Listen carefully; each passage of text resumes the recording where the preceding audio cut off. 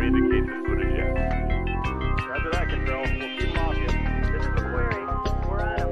Lead the way, sir. It's a pleasure to fight with you at last. Omega lead, ejecting. Roger, Control. Omega, this is Control. We shall lift off of the second dropship. Orders? This is Forward 3. The gantries are retracting at Gamma launch site. They're at full power and counting down to lift.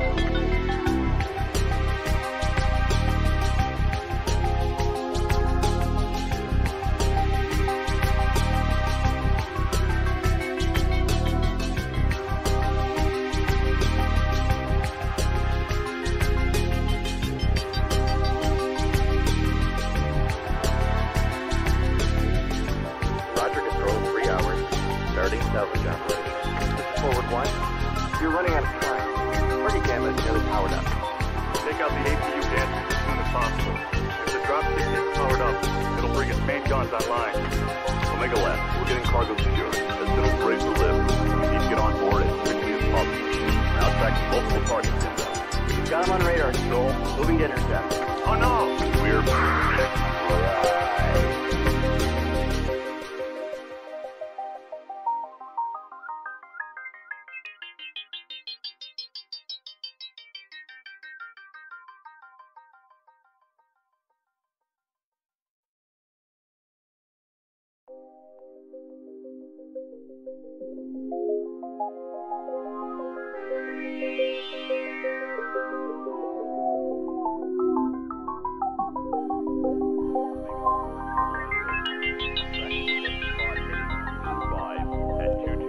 meters altitude. Telemetry indicates this would eject.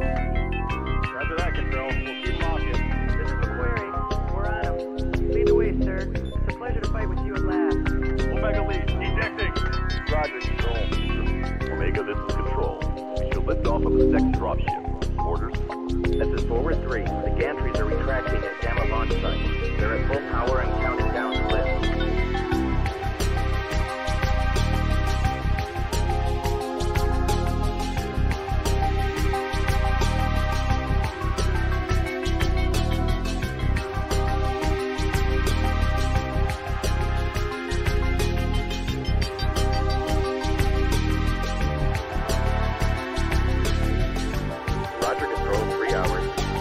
Salvage operation. This is Forward 1. You're running out of time. Party Gamma is nearly powered up. Take out the APU gantries as soon as possible. If the dropship gets powered up, it'll bring its main guns online. Omega left. We're getting cargo secured. As soon as we're able to lift, we need to get on board as quickly as possible. We're now tracking multiple targets inbound. Got him on radar, Control. Moving to intercept. Oh no! We're...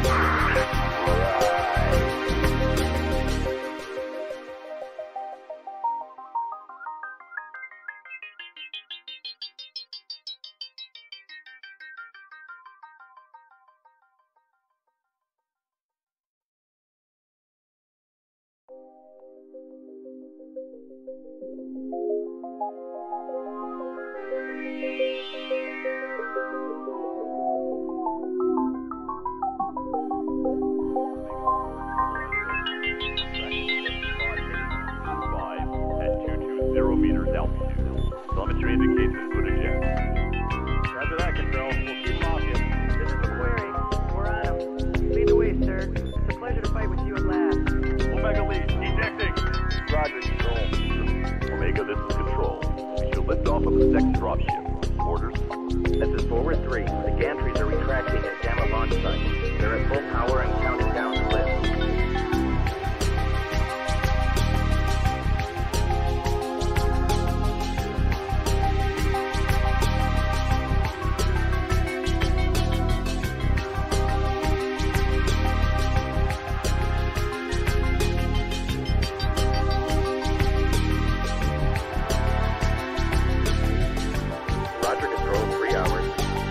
Salvage operation.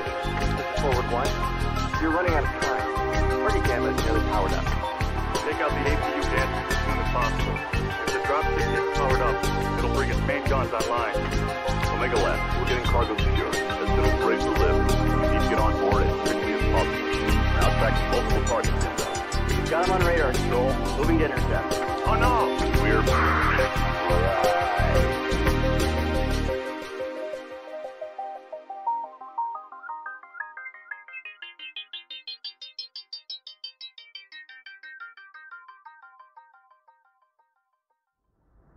attention to the paper doll. Make sure you guys are shooting the correct legs. Be careful of the collisions. I don't want to hear complaints about it. Work around it. Let's play this game. I need another heavy.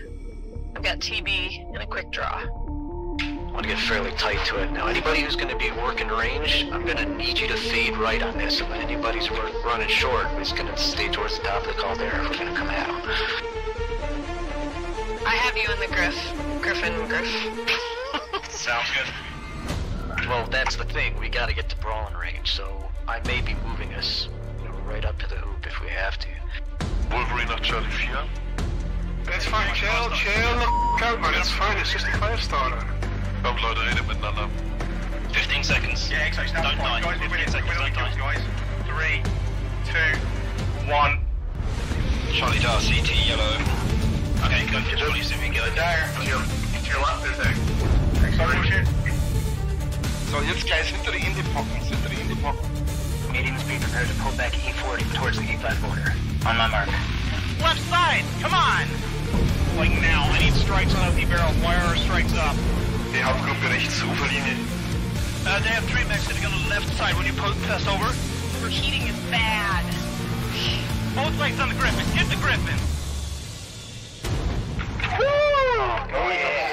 Sorry about that. That was such a That's right. I'm gonna spawn Lance, you guys in Charlie, Lance, you guys in Bravo. That's B2C1.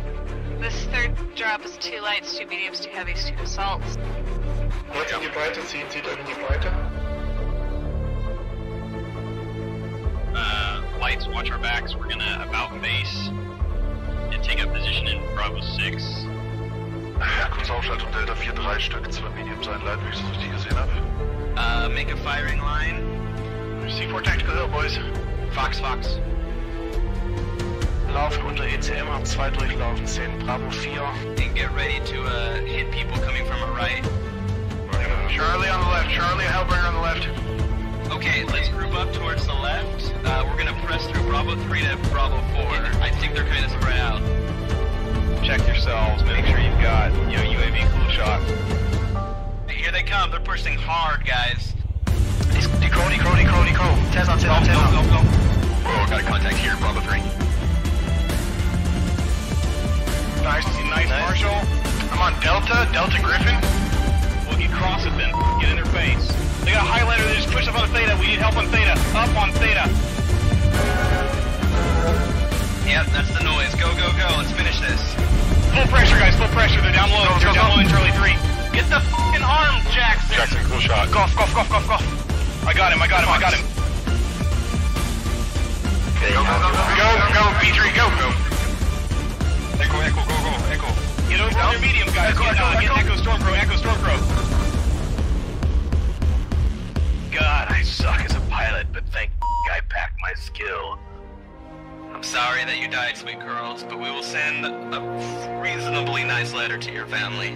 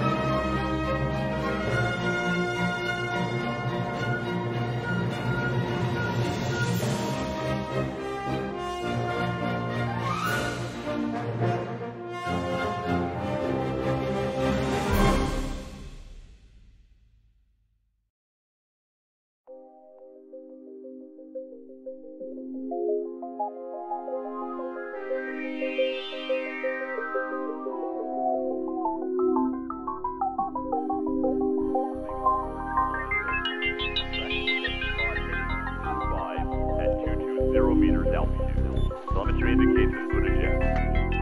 Roger that, Control. We'll keep them off you. This is a query. We're on him. Lead the way, sir. It's a pleasure to fight with you at last. Omega lead, ejecting. Roger, Control. Omega, this is Control. We should lift off of the second dropship. Orders? This is Forward 3. The gantries are retracting at Gamma launch site. They're at full power and counting down to lift.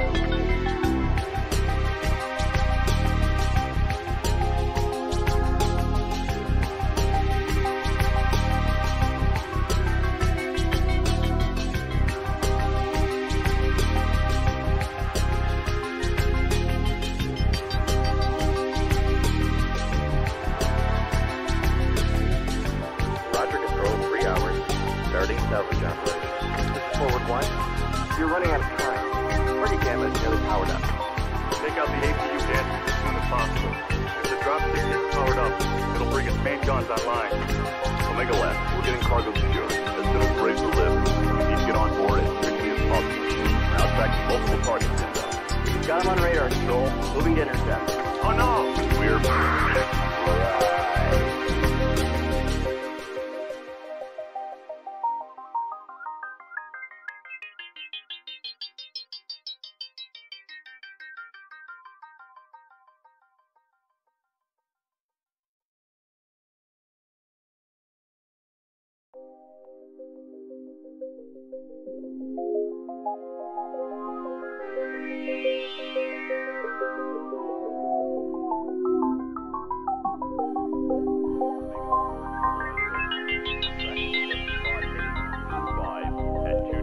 meters altitude.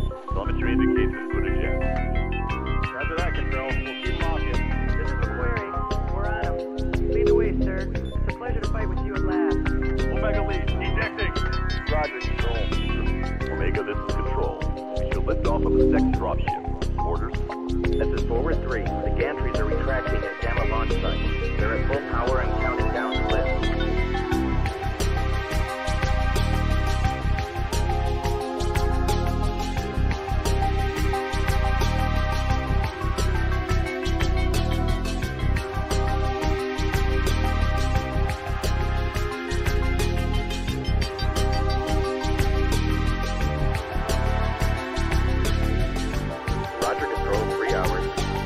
Salvage operation. This is Forward 1. You're running out of time. Party Gamma is nearly powered up. Take out the APU dancers as soon as possible.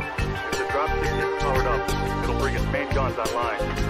Omega Lab, we're getting cargo secured. As soon as we're ready to lift, we need to get on board as quickly as possible. We're now tracking multiple targets inbound. Got him on radar, Control. Moving to intercept.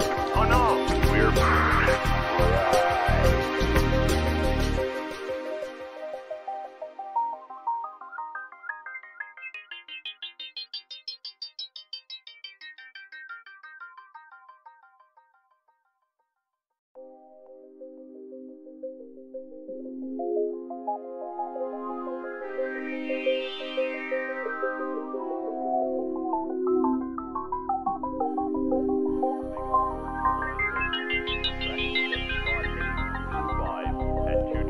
meters altitude. Telemetry indicates input eject. Roger that, Control. We'll keep them off you. This is the query. We're on them. Lead the way, sir. It's a pleasure to fight with you at last. Omega lead, ejecting. Roger, Control. Omega, this is Control. We should lift off of the second dropship. Orders?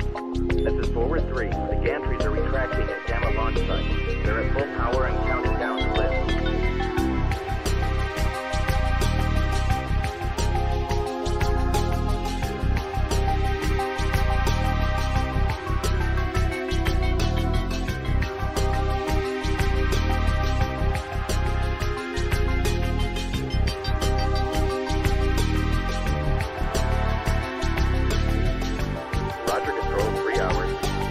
Salvage operation.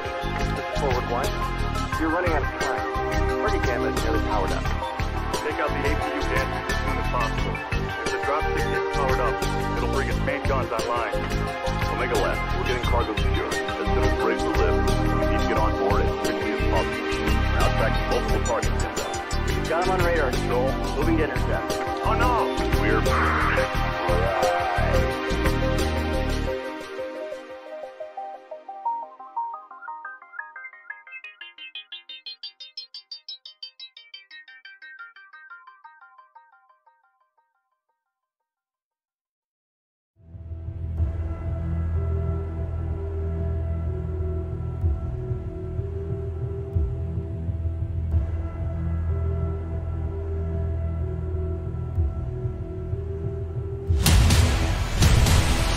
Okay guys, that's our last match of the season. Let's make this one count. Wenn sie zu mir kommen, mich überraschen, ziehe ich sie zu euch und fertig. Alles klar. Alright, so medium's Gamma, light's Theta, heavy's Kappa. Roger. Alright, here we go. Bravo Lance, data is yours. W key. Roger. Alright, can't see anything. Stacking up in Theta. I keep getting seismic. Can you see them? Yeah, they got heavies up here as well. Kill anything that moves. Lights, just give us some scouting. That's probably the best thing for you guys. Roger, moving to E4. Here they come. What do you see? What do you see? 100 and Delta 4 on. Alright guys, comms, got it. Yep, prepare to fight, call target. Pushing in, guys. Here we go. That big mech moved up. That big mech moved up. Copy that, okay. Wait for them to come to us.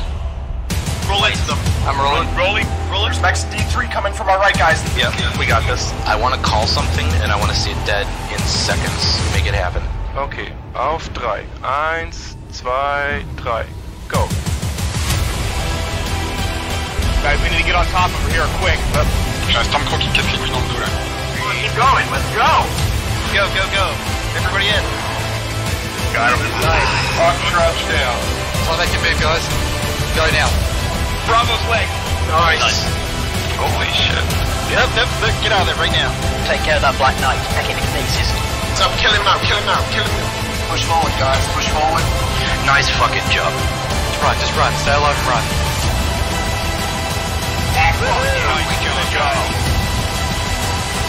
Nice job, everyone. Well fucking played. That is how it is done. Fuck yeah, man. Well done. I can forgive you for shooting me in the back. Alright, keep your eyes active, guys. Don't have scouts on this one, so we're gonna have to all scout. I'll be there soon too. We've got mechs on the way. You guys got this. Sounds like a fucking ambulance 911 call. We are headed into drop 2. 2 lights, 4 mediums, 2 heavies, 0 assaults on skirmish. Let's take a look. We need to spread out a bit. We need to see where from they're coming, and then we will. Alright, boys, manly men. We're gonna take some fire. We're gonna put fire out. Just make sure you trade well. Yeah. So, wer stoppt, ändert Bewegungsrichtung, Drehen. Schon zu weit. Yeah, we need to go it now. Yes. Keep it up, hold your ground. They have a lot of guys beat up CGs. For Blake, can you get at us record 4? Yep, you got one right here. We're doing alright, guys. We're up by 2. Stay cagey. 3 remaining. We got this one. Alright, guys, let's do this.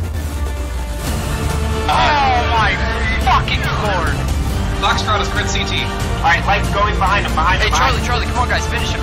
Sideways up. Prepare for rapid speed. Stormcrow, Charlie.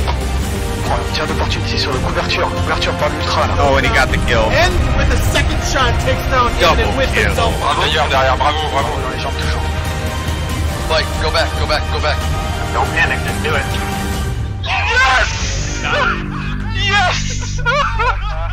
It was a great match, back and forth, all sorts of stuff going on, incredible shots, things we've never seen before, and things you don't get to see. Good job, Dara. Yeah.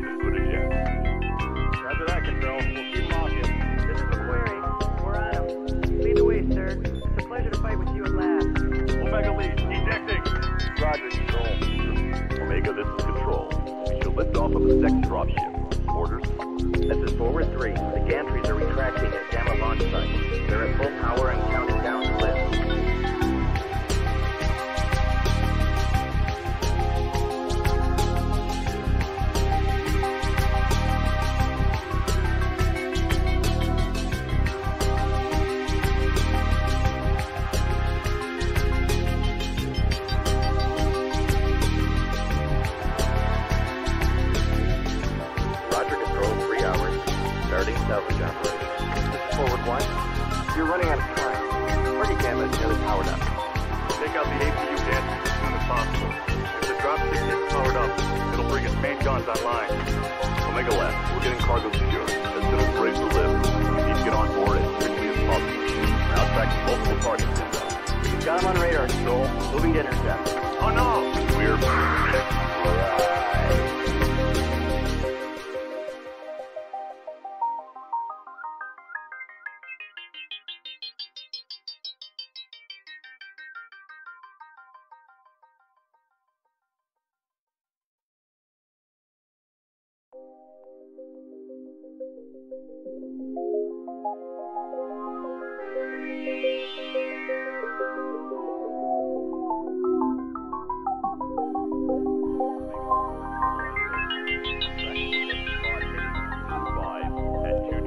meters altitude. Telemetry indicates this footage in.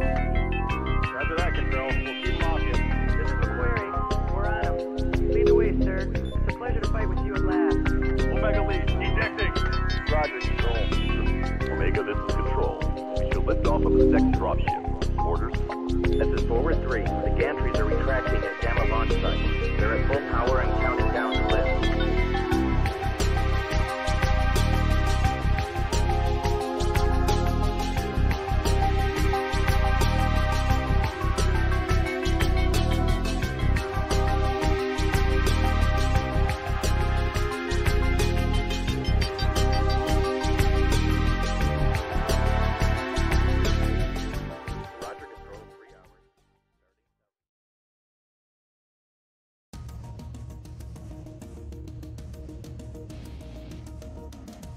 All right.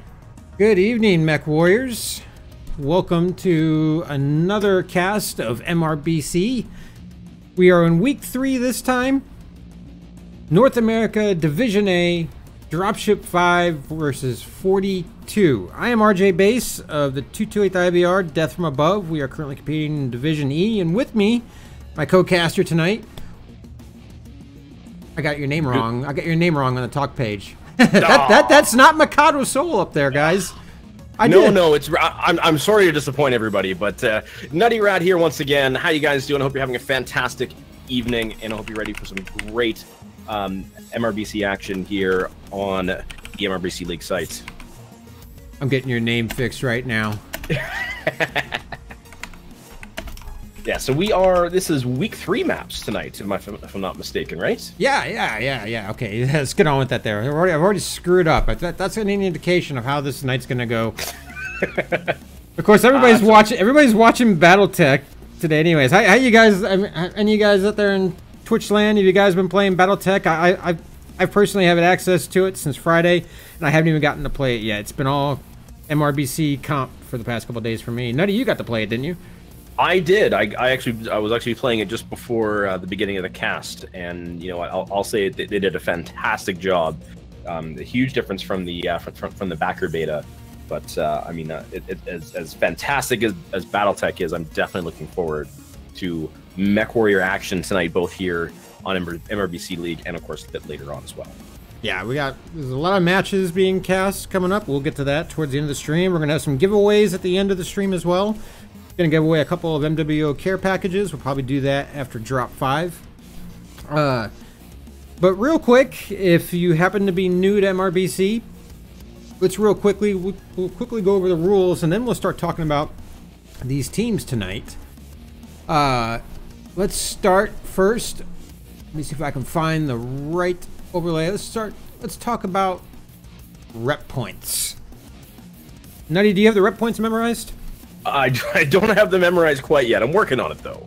But let's go over the rep points. So reputation rewards. So the way that MRBC is scored, it is that there's kind of your drop. You have 5 drops that you play. You win it or lose it, but you have rep points that are associated with how you perform with it. So first of all, let's talk about the big one. If you win a drop, you get 300 rep points. So it's obviously the biggest the largest batch of rep points that you can win. In a single package. So then we get down to the enemy mechs that are destroyed. So if for the losing team, you get 25 rep points for each enemy mech that is destroyed. And in both in Conquest and in Domination, so all 5 drops. You get 50 rep points for destruction of any 5 mechs in drop 1. Another 50 rep points for destruction of any 5 enemy mechs in drop 2. 50 rep points for destruction of the enemy commander mech in drop 3, which is again I love the drop 3 format. I think it's absolutely fantastic. Then we get to 50 rep points for destruction of all enemy assault and heavy mechs in drop 4. Just 50 plus 50 rep points for destruction of all enemy assault mechs in drop 5. And then of course there's the kind of some gimmies here. If you know, as a team, you should be recording your matches, getting them uploaded, and then you get 10 rep points for each drop that you have recorded from and actually specifically it's a first person view, so not a caster view or anything like that, but the actual first person view of somebody on your team. And those videos, there's a lot of those videos currently up at MRBCleague.com if you want to see what it's like as a player. And a lot of those videos you can even hear the comms of the team. Like I know in the videos that I upload, we get all of our comms. In fact, in 228 Death from Above's first drop, I think it was drop 3, poor Nutty here got so worked up. Yeah. He got so worked up that even after we won the drop and his own boy clutched it, Nutty was yelling at us to be quiet. It was great. It was hilarious.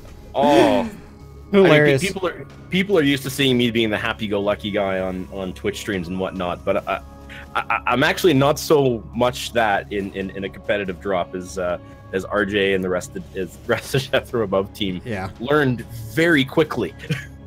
Speaking of that, our first match, it's going to be the first cast of our team is happening this Thursday on MRBC. Actually, it's on MRBC League 2. We're playing against Zeta. I'm not sure how you say that, but they're currently the top team in our division. We were predicted to win the division. We've had some issues. We're not doing bad. We haven't lost yet, but we're going to play against the top team in the division. So we're either going to, do like we have been doing. We're going to do really well, or we're probably going to get spanked on Twitch. one of the three, but that's happening this Thursday. It's at 9:30 p.m. Eastern. So definitely tune in for that, especially if you want to hear Nutty and some of his finer times. Good stuff. Good stuff. Yeah. All right. Yes, quite possibly. It'll be a lot of fun indeed, and I will say the matches have been very competitive, very tight. You're right. They've been a challenge. Well, moving on to the drop rules. Nutty talked about how the rep points are scored. And the rep points thing is actually pretty important because there have been times where a team had won 3 drops in a match, but the other team actually won the match because they earned more rep points.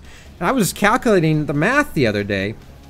Let's say Team 1 kills all of Team 2's mechs in a drop, and it's Conquest. But they were too late on getting the Conquest points. Team 2 technically wins that drop. But Team 1, if they killed all 8 of the mechs, they'd get the bonus, 50-point bonus, and they'd get 300 points for killing all the mechs. So you could actually gain more rep points if you lose because of the mission on the map, but still kill all the mechs and retain the bonus. You can actually get more points than you would if you actually just won the match. Actually, it'd be about the same. I think it's the same. You can get the same amount of points, but if you kill all the enemy mechs, they're not going to get all the points, the points for the kills or all that. It's really weird how it works out.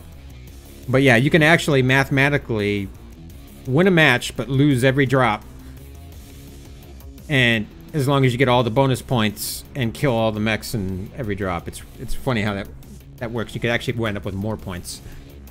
Weird. But anyways, but as the drops go, 5 drops is how it's done. Nutty was just talking about that. In the first drop, it's all lights, all mediums, no lock-on weapons, and that's played in domination mode, and that'll be on Viridian Bog tonight.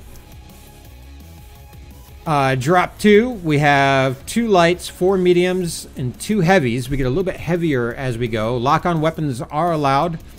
That one will be played on Mining Collective. And then we have drop 3, most everybody's favorite drop of the night, because that's the commander Commander Assassination Mode. You have each team has to have one 100-ton assault mech that consists of either an Atlas, a Direwolf, or Atlas, Direwolf, King Crab. Yeah, Atlas, Direwolf, or King Crab. And if you can keep your commander, your 100-ton assault mech alive while killing the enemy 100-ton assault mech, you get those 50 extra rep points. So it adds kind of like a third level of the gameplay to it, which is pretty neat. It's competitive escort mode. Yeah, yeah. It gives that, honestly, that game mode gives me so many ways which I think that the current public drop escort mode could be fixed in the game, but that's another story for another day. For sure. Drop 4, we get heavier and heavier as we go, and drop 4 is the main competitive mode that most people have come to know. It's 2 lights, 2 mediums, 2 heavies, 2 assaults. And this week, Nutty, it's on Canyon Network. Oh, your favorite. It is my favorite. Worlds 2016, that's all we did for 3 months straight. So, I mean, Mikado and I, we were casting this on Sunday. It kind of brings back a little bit of PTSD, honestly. But it's fun. It's fun. And then drop 5, we have the heavy assault mode. I can't remember what the game modes are called. What's the game mode called? You know? Sorry, for drop 5? Yeah.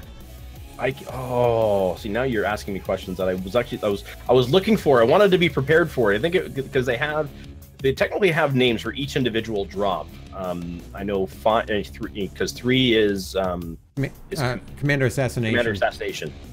Yeah, well, drop 5 has four assaults, 2 heavies, and 2 lights. So I should know this too. I don't know why I'm spacing it. Four assaults, 2 heavies, and 2 lights. So as you can see, the drops just get heavier and heavier as it goes. And honestly, drop 5 is also a lot of fun too when you have all those assaults out in the field. So drop 5 is called Center of Battle Engagement. Yeah, that's it. So I can have all 5 drop names if you'd like. So drop 1 is Reconnaissance, and then drop 2 is Recon and Force. Drop 3, Commander Assassination. Again, your improved version of Escort. Drop 4 is Flank Engagement, and then drop 5 is Center of Battle Engagement, which is I love it. I love it. MRBC should be...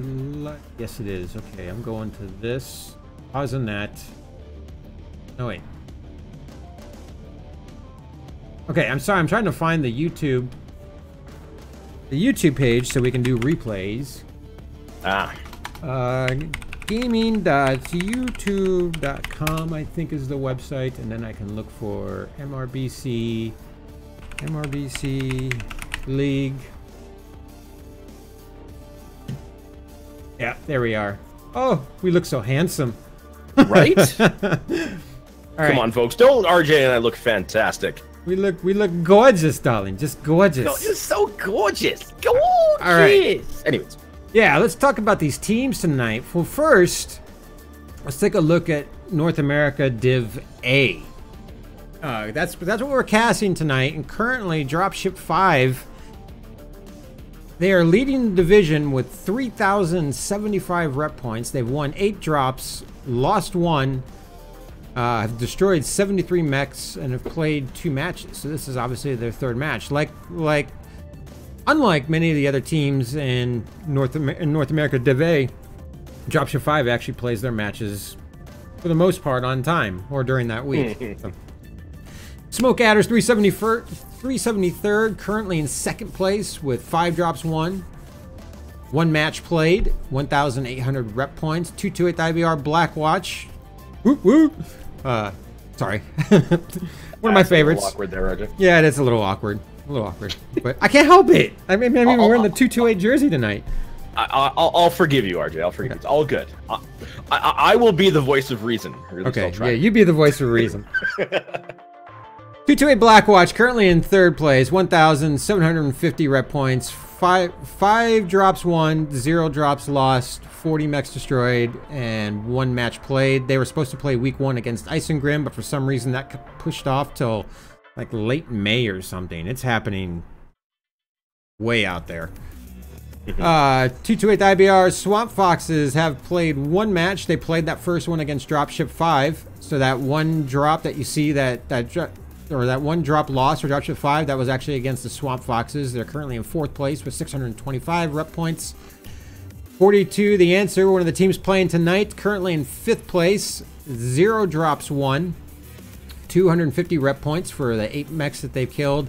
And Ice and Grim, well, I know that they have played a match. I'm pretty sure they played it against Drop 5, and I'm pretty sure Dropship 5 won all 5 drops, because if they played that match already, and Swamp Foxes took the 1 drop from... Oh, no, maybe they did lose a drop to them. I don't know. I'm not sure how that works. But is either something going wrong with the MRBC website with score reporting, or Ice and Grim just hasn't reported their scores yet. It's one of the two. Dane is going to be casting a lot this coming week. He's going to be doing a lot of MRBC casts, so make sure you get on Twitch and tell him to start reporting scores, because he's not helping his team look very good right now. Yes, Dane, do your job. You want to put it bluntly. I'm getting pings from Raging Banana. I think he's just confused as I am. All right, so let's take a look at Dropship 5, shall we? All right, Dropship 5, led by Snapstyle and Raging Banana. Pilot rosters here. The standouts are, I mean, you know, there's a lot of standouts. The whole, I mean, quite frankly, the whole flipping team is are standouts. But I mean, you probably see some familiar names from the Worlds last year. You got Bowser and File Titan. That came over from EMP. Yep. But I mean, just because those two are there doesn't mean the rest of the team are slouches. Quite the opposite. You got Charlemagne there, Zeoz, Juju, the Silken, Raging Banana, of course, Kippers, Toaster, Poopenshire's on that list, but I'm not sure why. I don't think he's actually played in an actual comp drop in like 2 years. Nice guy, though. Nice guy. He's just there for show. He's there for show. Yeah. No, Poopenshire is awesome. I'm saying that because he's a mod in the MRBC chat. Yeah, you also got Black Jesus, Odin Steed. I mean, it's a pretty stacked team, no matter which way you look at it. Yeah, for sure. It's going to be some stiff competition if the performance against let me see, against Swamp Foxes and Ice and Grim are any indication. 42, they are up to, they're going to be up for some tough competition type. Let's look at 42 and let's see what. Before we move on there, though. Sure. As you can see, I've also got the team history up there in front of me, or up there in front of us. Nutty can't see what I've currently got on the screen, unfortunately. Sorry.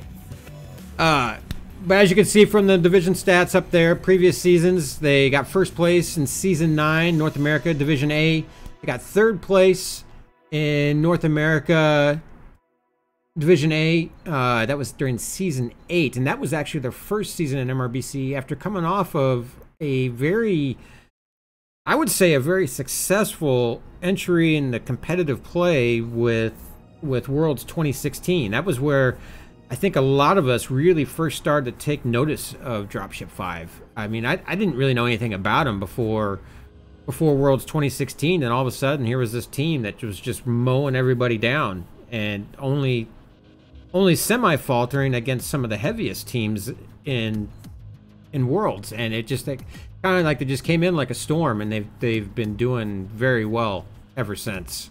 It's really cool to watch this team. And still, I mean, I guess they're about 2 years old now, but to me it just seems like they just showed up yesterday still. It's weird, but yeah, really, really good team. But yeah, let's move on to 42. I have to turn a couple of things off here, turn a couple of things on. 42's got quite a long history in MRBC as well. They go all the way back to Season 4, where they started off in Division D. Took first place of Division D back during Season 4. And then just kind of been climbing up the ladder ever since.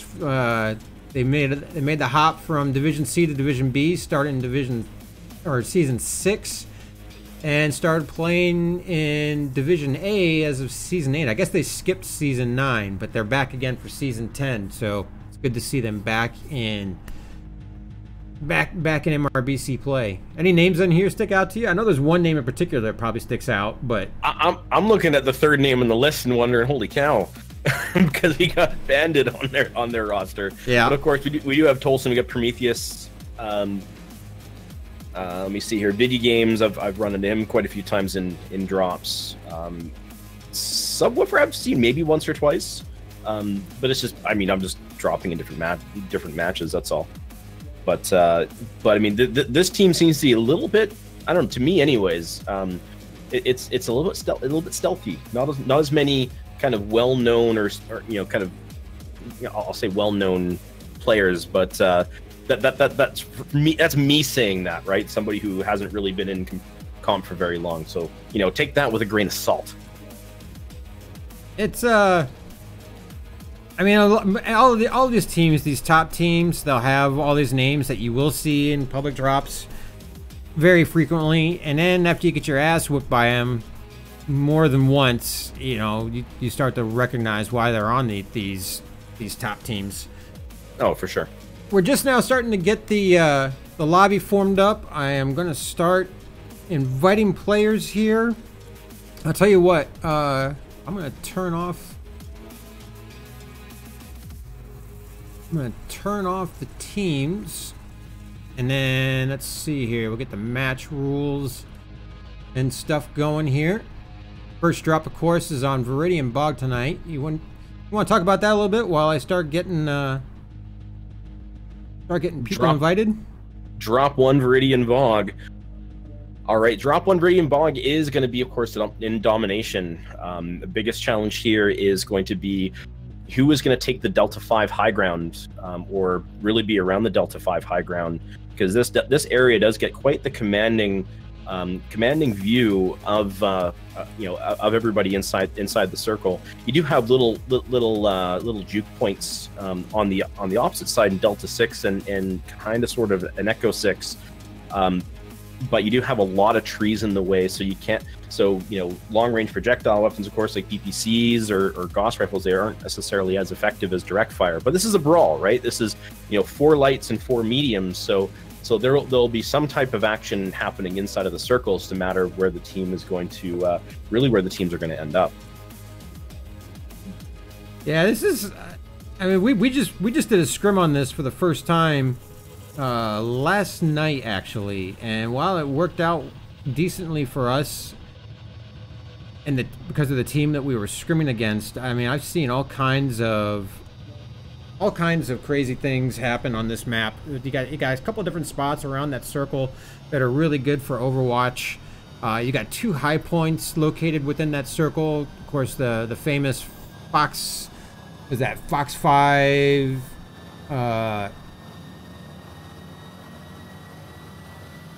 No, I'm sorry. The Echo 5, Echo 6 ridge in there that sticks out into the circle. Then, of course, the Delta 5 area on the other side. It just makes for some really interesting battles. And, of course, we know domination mode usually ends up in a brawl in that circle. So it's going to be interesting to see how both of these teams place their mechs in the elevated positions within that circle. See if they provide Overwatch or if they just go straight 8 right into the brawl. I mean, I haven't gotten to see either one of these teams play yet this year, so I'm not exactly sure how their tactics are working this year. But it'll be really fun to watch how that kind of works itself out. Yeah, for sure. And looking at Team 1, there's kind of 2 kind of main avenues where they can essentially kind of bundle themselves up to rush straight in, or they can take kind of a long route around. Team 2, it's Team 2 has a little more open ground as to the directions that they can go, but ultimately Team 1 generally tends to have a little better cover for the most part, with perhaps with the exception of there's like an island there. I think there's like a couple of trees that are in there that are kind of OP, and of course there's the radar dish itself. But the first drop, the brawl drop, the recon drop is always a bit of a challenge, because it's a match that can really go either way, and it just depends on how well the team's coordinating their focus fire. All right, I'm trying to get 42 into the lobby, but they appear to be in a drop. Oh. Well, they do have 2 minutes. It's 6:28 p.m., so you have 2 minutes. 2 minutes, yeah. I'm just gonna keep watching my friends list here. You got all the friends. Dropship 5 is they're all in there. They're ready to go. I'm not gonna talk about who's on the team just yet. We try to save the lobby, save Lance loadouts till we actually go into the drop. It was something that Bandit taught me. Sure. We can wait patiently. We can. Oh, it looks like 42 is out of their drop. I'm sending Tolson the lobby invite. He doesn't have the group, though. What the heck is going on here?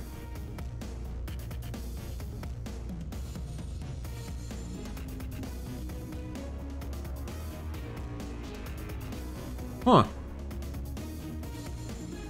I'm not sure that 42 is quite ready.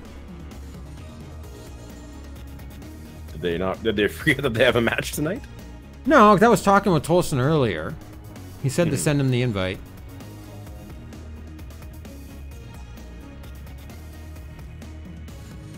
I don't know. Oh, he's got a group. I'm watching him very closely.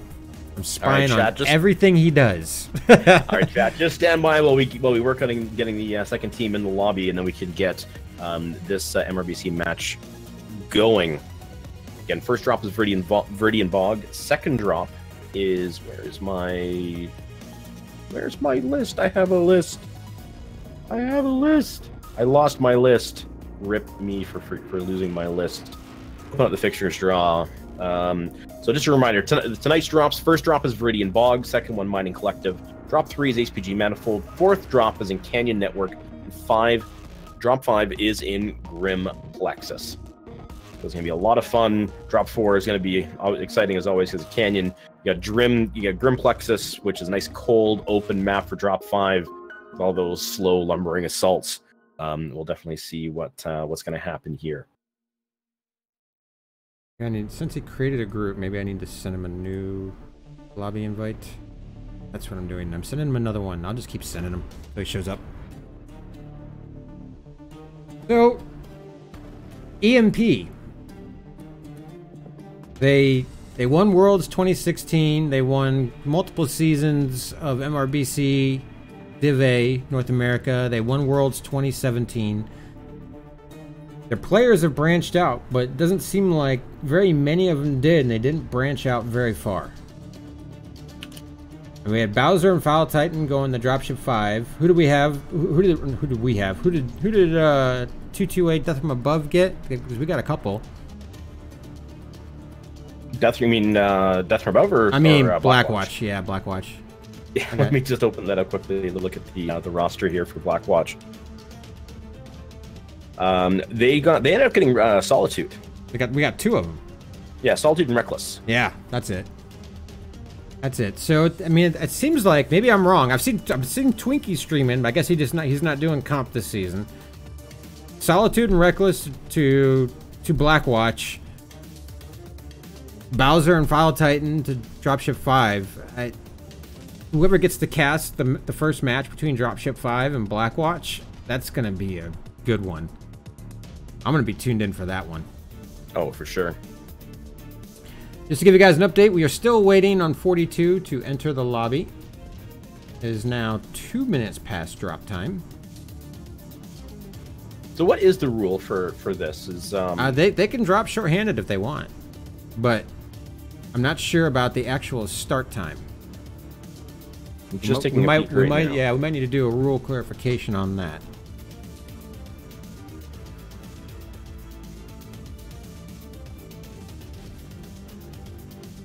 Bear with me, just scanning the rule right now. Rules right now, I should say. Procedure. My 5-minute delay was off center. My OCD was starting to go crazy. Oh no.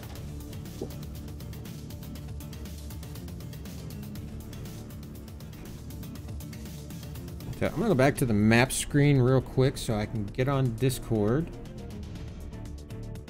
Message him.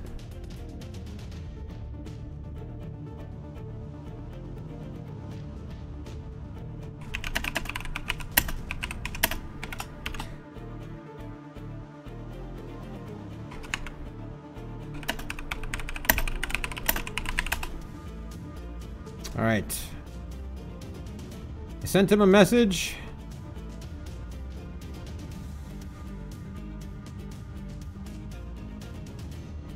Hopefully he sees it.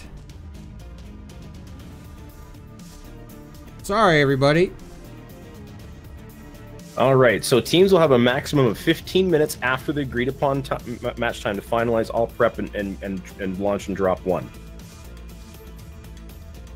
Oh, so we could be sitting here till 9:45 Eastern? We could be. We could be. Oh, there they are. They showed up. All 8 of them.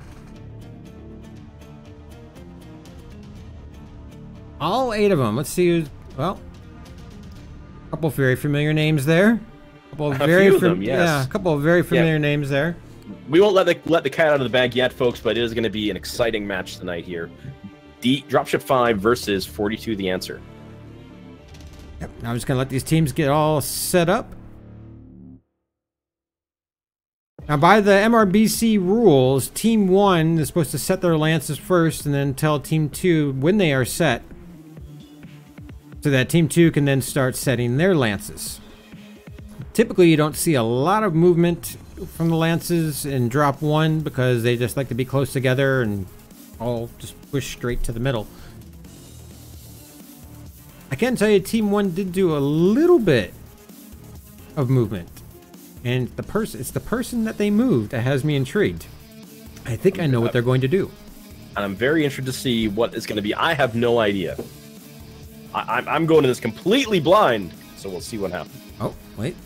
Still more movement going on.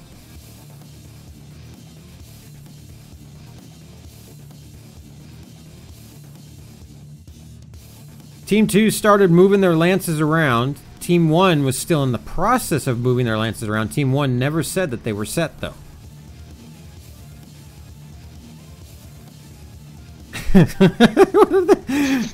Now they're just kind of just shuffling people around in the same lances. This is funny. Now they're just having fun. Yeah.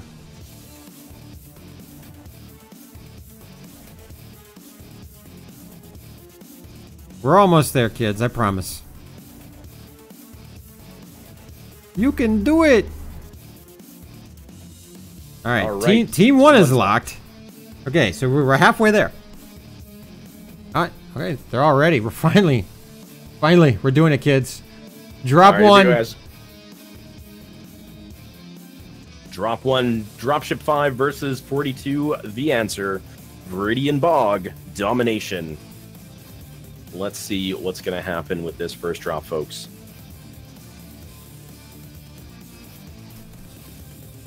The cast has got a black screen. There it is. Took a second for the game to come up. Oh, it's that initial weird load time for the game. Yeah. So chat, let us know who you're going to be cheering for tonight. Speak up. Yell at your team. Yell at your favorite team right meow. That's right. I said meow. Alright. No dropships in this one. I always forget that. Alright, I'm on the Dropship 5 side. I'm looking at a Wolfhound, a Mistlynx, a Nova, an Urban Mech, another Nova, a Trebuchet, an Arctic Cheetah, and a Phoenix Hawk. Alright, over on 42 side, we had a Phoenix Hawk, a Bushwhacker, Hunchback 2C, an Urban Mech, a Commando, an Arctic Cheetah, a Mistlynx, and another Hunchback 2C. So dueling Hunchback 2Cs here.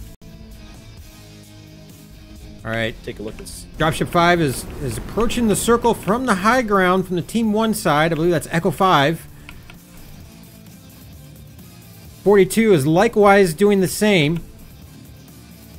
Yeah, Subwoofer from that Mistlynx, they got into the circle as quickly as they possibly could to try to give, or probably not Subwoofer rather. Apparently I'm losing track of where I'm pointing. That was War Gnome. There we go. War Gnome, yes. War Gnome and the Commander and the commander and the commando mech got in the circle relatively quickly just to stop the timer. They both got in at the same time though, so it's anybody's match, of course. 42 is very spread out. War Gnome, the only one in the circle right now. Looks like teams are kind of just holding fast. Now, actually, it looks like EMP is finally starting to do a slight flank on the high ground, going in that far left side that you were pointing out earlier. A couple mechs, anyway. Looks like they're probably just trying to get some better eyes at what 42 is doing downrange. I don't know if they see War Gnome or not. I don't think they do. Charlemagne, Blaketown, and Raging Banana all taking that high ground in Delta 5. Just trying to get some eyes on 42. War Gnome is just hiding down there. Yep. Meanwhile, 42's got 3 mechs on Overwatch, trying to spot Dropship 5 to figure out where they are. Psyche, Video Games, and Tolson all sitting up on top, with Tolson doing a little bit of trading here. Looks like, who is he trading with? Looks like he's trading with Raging Banana and then Trebuchet. Wait, I wonder what's in that Trebuchet. I'm kind of curious. Where is Raging Banana at? There he is. Meanwhile, the rest of 42 is just there patiently waiting, just hidden there, waiting for Dropship 5 to push in. You got War Gnome in the commando that's basically hiding. Just take a look. Oh, look at that position for War Gnome.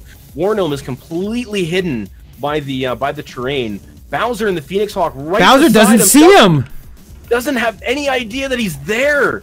It's the Commando 1D. I bet she's got stealth armor on that thing. Quite possibly. He's got one. Well, he can't see either. It looks like he's shut down. Yeah, he's completely shut down. He's just standing there. He can kind of see little hints of Bowser through his cockpit. Meanwhile, Navid and the Wolfhound 2 taking a peek and immediately moving back. Bandit, by the way, is doing the same thing that the Commando is. They're both shut down inside the circle, just waiting. Tolson gets a hit off, but he's unfortunately taking quite a bit of damage, down to 86%. D5 has moved in, and they seem to be pushing now on 42. And you got the 2 mechs lying in wait behind them. We got the group of mechs from 42 waiting there, peeking out, getting a little bit of damage on the way. Bandit wakes up and starts moving around the map. And War Gnome is also moving. Yeah, he's in the backside. And now he's looking for backsides. I'm going to keep an eye on this War Gnome here. He took a shot at Zayas, but now he's going to work on Raging Banana here by the looks of it. Looks like we have 2, maybe even 3 D5 mechs focused on the Bushwhacker from 42. However, Tolson gets in there with his mech. We got the brawl happening right here, kids. Yeah, there's 2v3 right now. War Gnome, Bandit, and Lurch versus Samurai and Blaketown. They don't seem to be focusing very well here, but Bandit is taking a bit of damage. Samurai's down to 51%. Z is there as well. Nova Prime, 62%. And Tolson... Oh, we had a couple deaths there. We'd asked for going down Nova Prime. Bandit and Tolson went down for 42.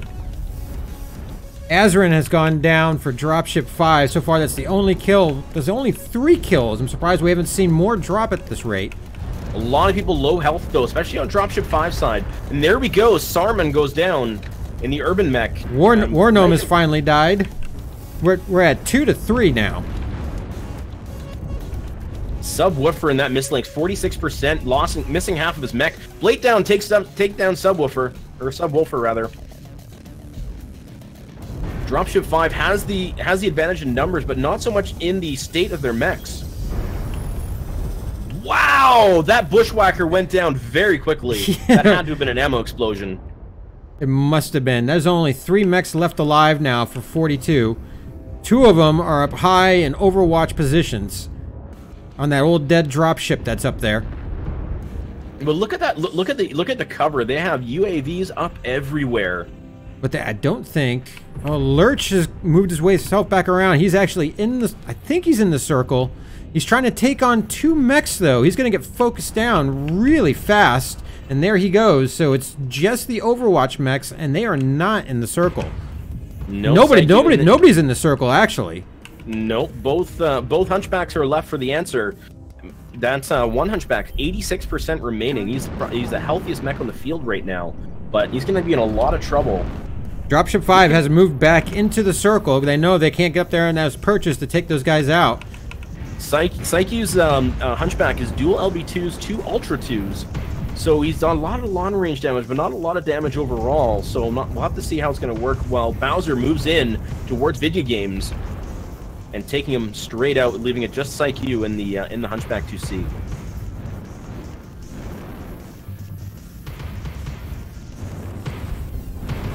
Yeah, he is not going to be alive much longer. And there he goes. Yeah, right in the middle of all of those mechs, and yeah, unfortunately, you're just not gonna. That's not going to work the way it would like to. So let's go ahead and take a look at the scores and see what. Let's see how both teams did. Again, it was a huge victory for Dropship 5, but they didn't come out of it unscathed. Looking at the damage numbers, the MVP of that match was Bowser with 633 damage, 2 kills, 6 assists. Navid right behind him, 2 kills, 5 assists for 260. A little bit less damage though, 269. And we look on the other team there on 42's team. I mean, they did a lot of damage. Those two Hunchback 2Cs did considerable damage, but unfortunately they just weren't able to have the effectiveness that they were hoping for. 587 for Psyche, 461 for video games. With Lurch, Zudakai, and video games, each of them getting a kill each. Okay, that's going to take us into drop 2, and going into drop 2, of course, Dropship 5 clearly winning the drop. They got the 300 points for the win, plus the 50-point bonus for killing 5 enemy mechs, so they have a total of 1 drop 1, 350 rep points. 42 was able to kill 3 mechs. They were able to salvage 75 rep points out of it, but already from the beginning, Dropship 5 has a very commanding lead. And that's going to bring us to Mining Collective. You want to watch the replay, or do you want to... Here, let me... Let's take a look. Just taking a quick peek at the replay. It was actually just when everybody started moving in. So really, right at the beginning of the brawl is where the replay is at the moment. And you can see that they see Tolson up top, and they position themselves to do it. But I don't think Dropship 5 doesn't. I can't remember. No, they don't have any UAV. They didn't have any UAVs up, so they had no idea that 42 was right there. 42 actually, their positioning was quite interesting. I thought it was awesome the way they hid the 2 mechs. They weren't able to capitalize on them, unfortunately, but it was still a really neat idea nonetheless. Yeah, I mean, I was pretty intrigued by that. I really thought that they would do more. I didn't look to see if the commando that War Gnome was in was running stealth armor or not, but I bet he was, because I mean, he was shut down. Well, the stealth armor wouldn't even be active if he was shut down. He was just shut down over there and hiding in those bushes where Bowser walked right by him. Hoping nobody had a Beagle active, which, I mean, it's MRBC, so you don't usually find a lot of electronic countermeasures very often. I don't want to see that part where that happened again. I'm going to replay it just a little bit here. I'm going to rewind it just a little bit. I'm going to rewind to... Okay, I see War Gnome. I'm at minus 245, 43, 47, somewhere in there. And Bowser hasn't made his move up to him yet. It was just so crafty the way he hid there. I really expected something more to come out of that. Yeah, the moment where Bowser showed up beside him, I was just like, oh no, oh no. But of course, I mean, he was shut down, he was otherwise hidden. And he could only see from a couple little points in between the trees. I mean, in between the leaves of the trees. Where's but looking in the first, when he jumped into first person though, for War Gnome, he actually he knew that Bowser was there. He knew someone was there. He knew somebody was there. I think I have to fast forward it just a little bit more, because I don't think I went quite far enough there. Oh, yep. Here's where I am in first person. Because yep. That's Bowser right in front of him. You could see him moving around right through here. It could have developed into something so much more, I think. But yes. So it was an interesting way to start the match. So when you look at how Dropship 5 really worked, is they bundled themselves. I'm just drawing on the MRBC map here on the map strat. So they actually bundled themselves where you would normally play pug matches, in that they put themselves up on the high ground in Echo 5. They're trying to see about getting lines. Meanwhile, you had Dropship 5 hiding right there. Actually, let me draw that in another color. I'll do orange. So you have Dropship 5 sitting here hiding behind in D6. They had an Overwatch mech here, and they had 2 Overwatch mechs there, and then they had these 2 mechs. So those 2 mechs, those were their hidden, they're kind of their hidden weapons there, and just waiting for Dropship 5 to move in. And you had Bowser come in. Let me go back to blue here. So you had Bowser come in, and he was dancing like right here, right in front of, basically almost right between those 2 mechs. And all they did was they waited, they pushed in all together. The neatness of 42 the Answer's strat aside, they were fairly separated, and unfortunately, when Dropship 5 moved in, they kind of cut down the effectiveness of Bandit, or the potential effectiveness of Bandit and Wargnome, because they then had, they were then in this area, and these guys just didn't really have lines against Dropship 5. Yeah, it was. Still, I mean, such a fun match.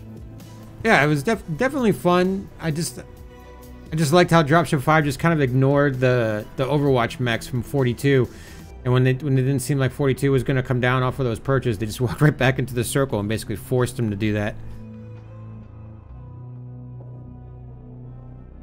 Looks like both teams are starting to get ready now. We're going to Mining Collective. Mining Collective for Drop 2.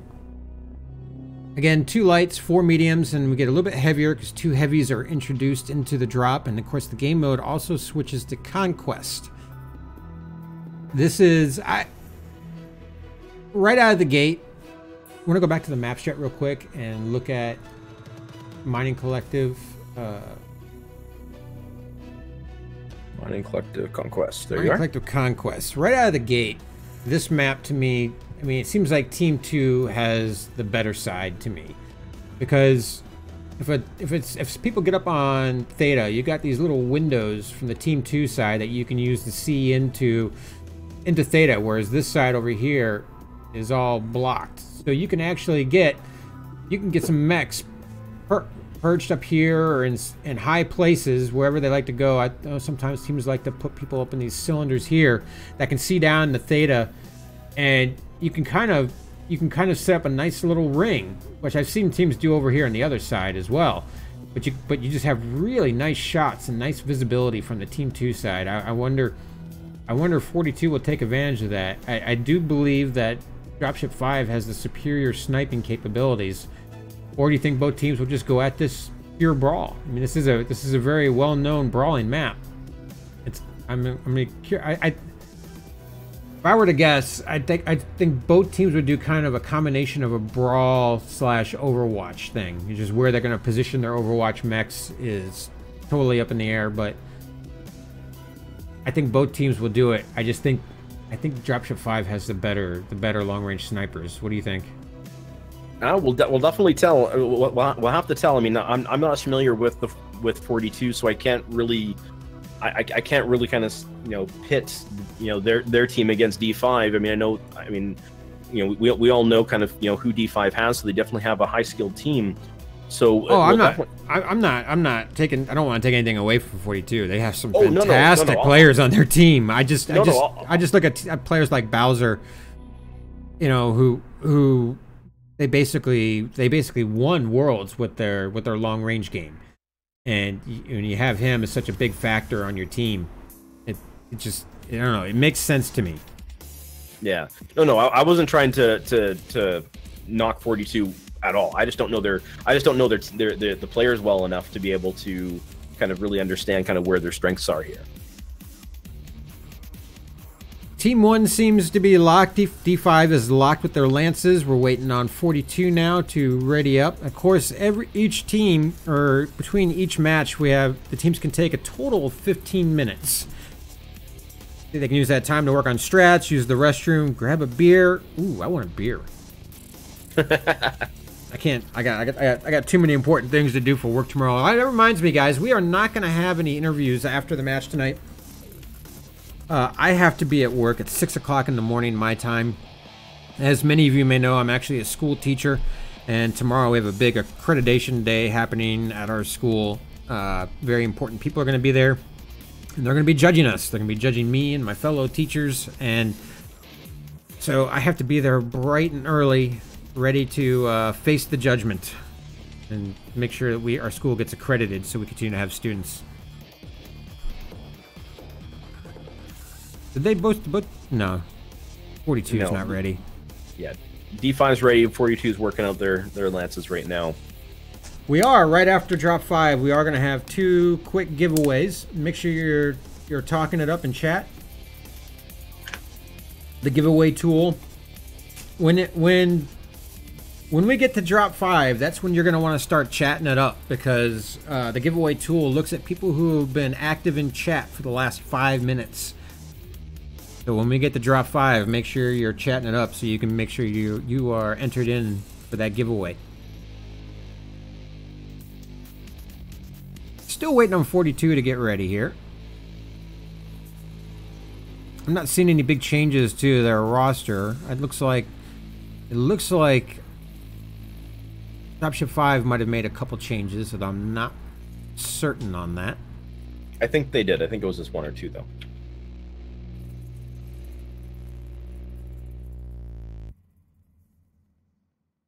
What about Solaris, Nutty? You getting in any Solaris?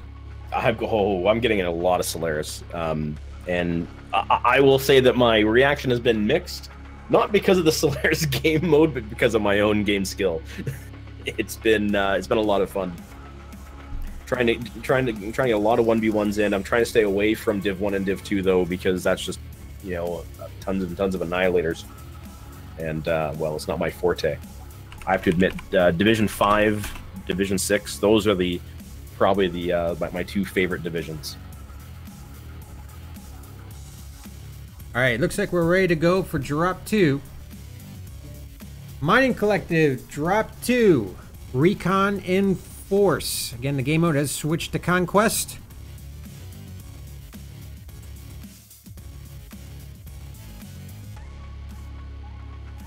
Really curious to see what these guys do. I mean, more curious to see if we can mimic it in Death from Above. Right? Yes, we have, because we've got our drop 3 match, or week 3 match on Thursday. That's going to be so much fun. Totally shameless self-plug there, right? Right. I was going to give us another self-plug, but then they were ready to go for the drop, so they didn't give me time to talk about it. I am totally shameless with the plugs for our streams, obviously. What happens when you give us too much power? All right, here come the dropships. I'm looking at dropship 5's mechs right now. Actually, I'm on 42 side. I'll do 42, and you do dropship 5. Why don't you go ahead first? All right, so looking at dropship 5, we've got a Night Gyre, a Linebacker, Hunchback 2CA, an Arctic Cheetah, 2 Huntsmans, a Mistlings, and an Assassin. So doubled up on the Huntsman Primes. And on 42, we got an Assassin, 2 Night Gyres, a Firestarter, Shadowhawk, a Nova, a Mistlynx, and a Huntsman. Looking at the Huntsmans, both of these Huntsmans are set up for Brawl. They both got Streak 6s in them. Are you seeing anything long range there? Because I got ERPPCs on this Night Gyre with Ultra AC2s. Seems to be a popular build lately. So rather interesting build for Bowser. Bowser in a Night Gyre D with 2 ATM-9s, 2 ATM-12s, and an ER large. Not what I would expect to see, but you know what? That's why I like comp matches. Looks like 42 has pushed into Theta. They got the sliver on Theta and they're moving back, but taking some fire from Zeos and the Huntsman Prime. Yeah, Bandit looks like he's already smoking there. His health is currently down to 82%. He's still pretty green, but he definitely took a couple shots there. Yeah, it was a costly move, but at least they did get the sliver on Theta, so they do have the cap advantage right now. Sigma's they must have all walked through Sigma or gotten a really strong cap on Sigma anyways. It's like TKO is their Overwatch mech. Maybe, maybe not. Not really sure. Yeah, 42 sitting here waiting to see which way to go. Dropship 5 trying to get up there on Theta. Oh, a strike just came in on him. Let's see if that hits him. Arty strike. I'm not sure if it actually hit him or not. Oh, it might have just tagged Zeoz a little bit. The Huntsman Prime's down to 92%. Yeah, and his back got pretty cored out. It looks like 42 is going to try to make a move up the ramp towards Theta. Yeah, Tolson is already up top. Yeah, and Lurch in the Mistlinks joins him as well. So they got 2 up there. Tolson's doing some jump sniping. Got the Huntsman down to 78%. Well done. Bowser and Snapstyle up top, providing great Overwatch, great intel against 42. They can pretty much see everywhere that they're moving with the right pokes and the right peaks. Wargnome and the Assassin just missing out on an ATM barrage from Bowser. Bowser's Nightguard are down to 84%. Bandit's right below him. Yeah, I see that right there. He is. Zeon's there in his Huntsman Prime. It is 3 mechs. It's 4 versus 1 right now against with Bandit. Yeah, and they know he's there. They know he's there. Gonna have some problems. Oh, but he's taking some long range fire. Who's he taking it from? So we got the Nightguard Prime on the 42 side. Let's take a look at that one. So that one's 3 Ultra AC2s and 2 ERPPCs. So definitely set up for long range.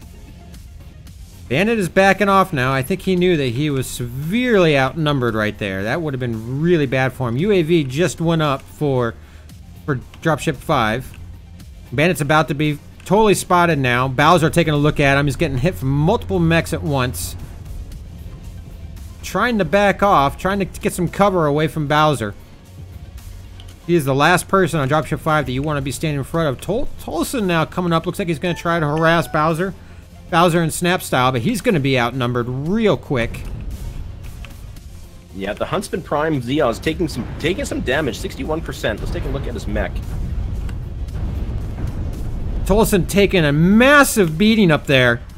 42, oh, wow. Yeah, 42 pushing in on Dropship 5 right now. Well, they started to. 42 is able to pull back really effectively. They took a big chunk out of Dropship 5 on the way.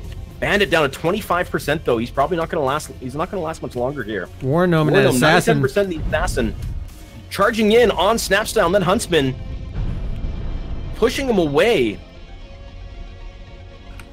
Snapstyle, he's not looking too bad as of yet.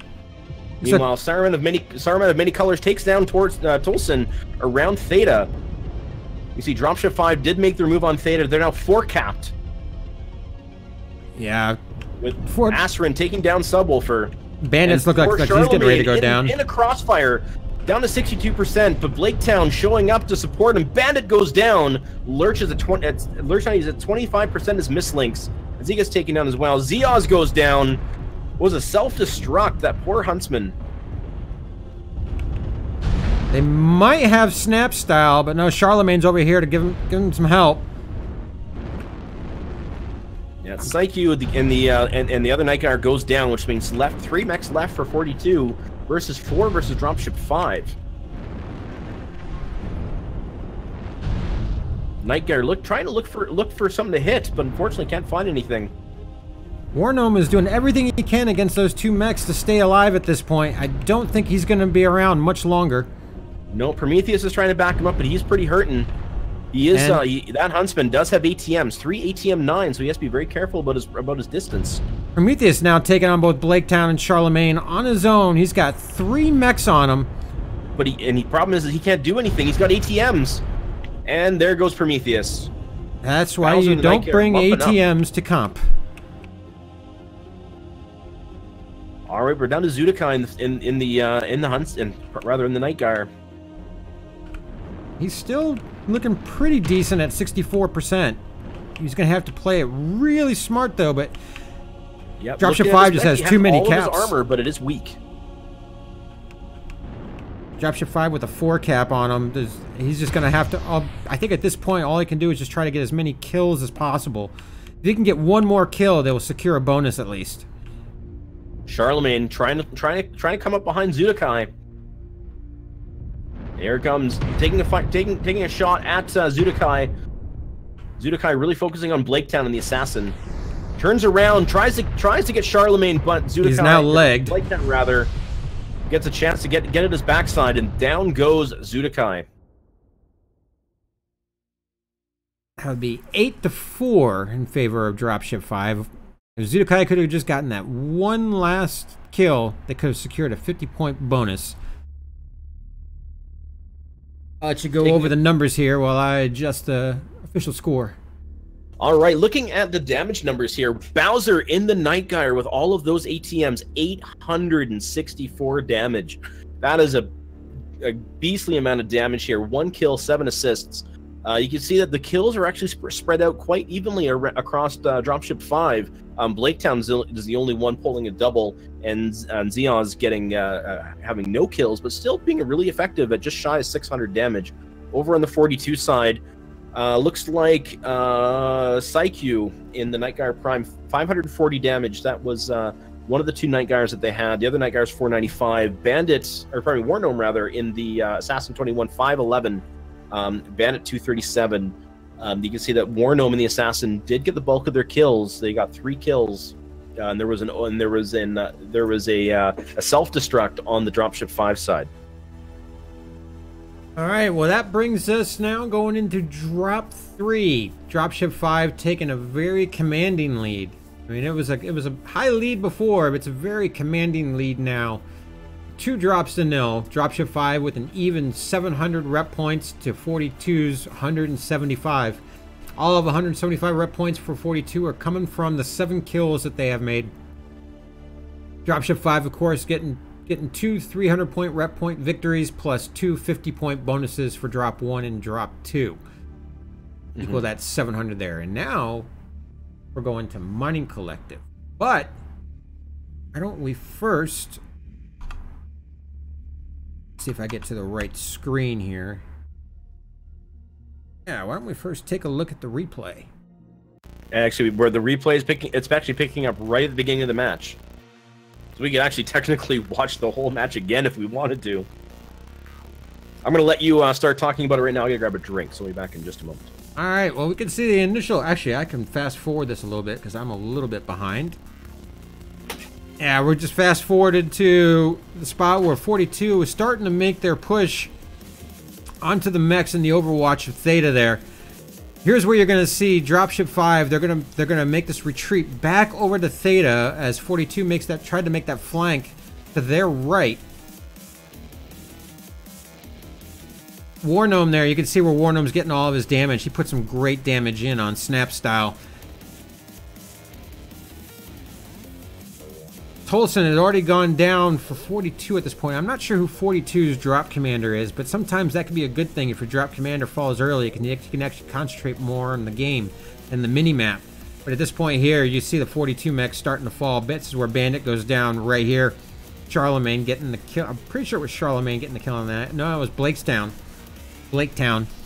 getting that kill. And the 42 mechs are just systematically falling. Two mechs dropped at that point for Dropship 5, but as we know in the end, only 4 ended up falling total.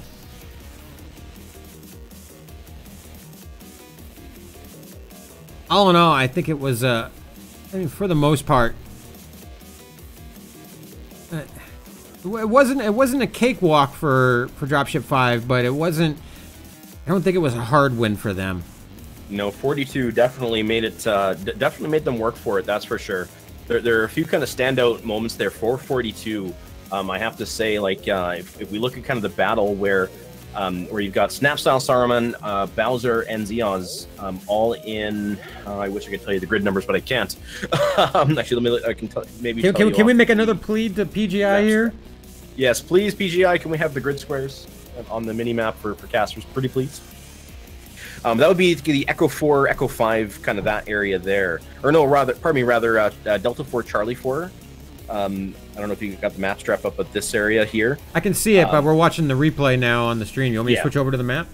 No, we can keep the replay going, but in that little space there, where 42 was able to do some damage and then pull back. You know, they definitely hurt Saruman really heavily before you know, having a nice measured retreat. But the problem is 42 did end up getting cornered a little bit because Charlemagne came over Theta, and then basically challenged them from, again, you know, the rotations for Dropship 5, you know, and taking advantage of those flanking maneuvers was really well done on their part. Yeah, let's take a look at your map strat. You can see it a little bit better there. Do you want to wipe it? Yeah. Sure. So if we look at what happened, and this was kind of like the, you know, quite I'll say that, you know, the play of the least the drop anyways.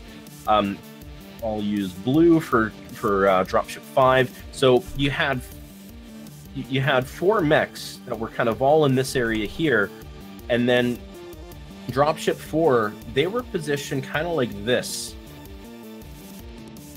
So they were able to move in, do some damage, and then pull back. But the problem is that Dropship 5 had 2 mechs rotating this way to come and back them up. So the 42 folks, they backed up down here.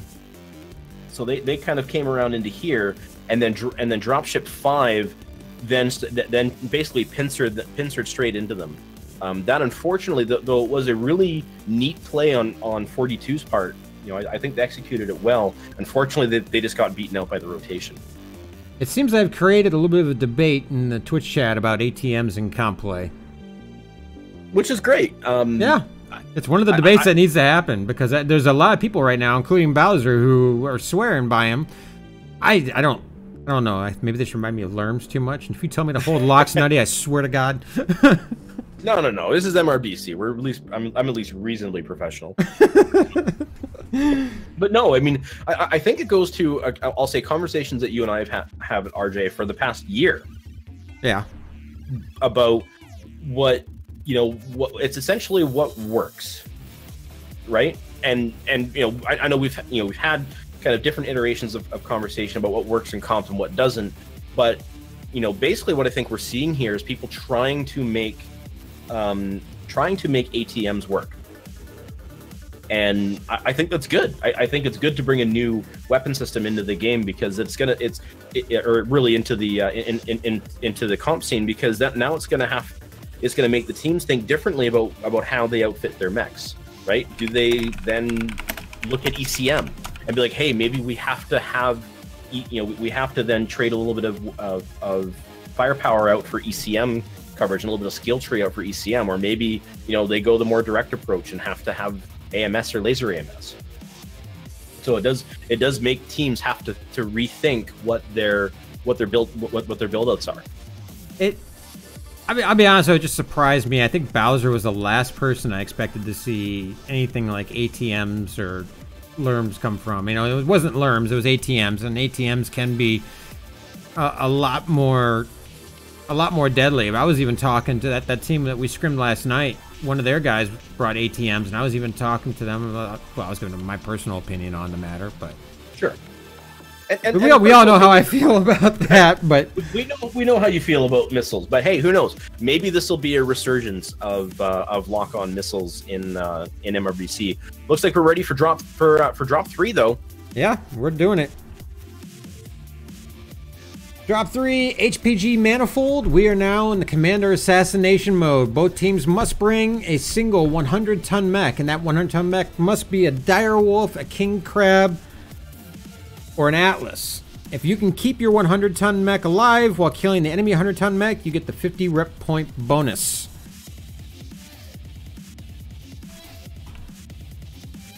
Woo, I flew off the map.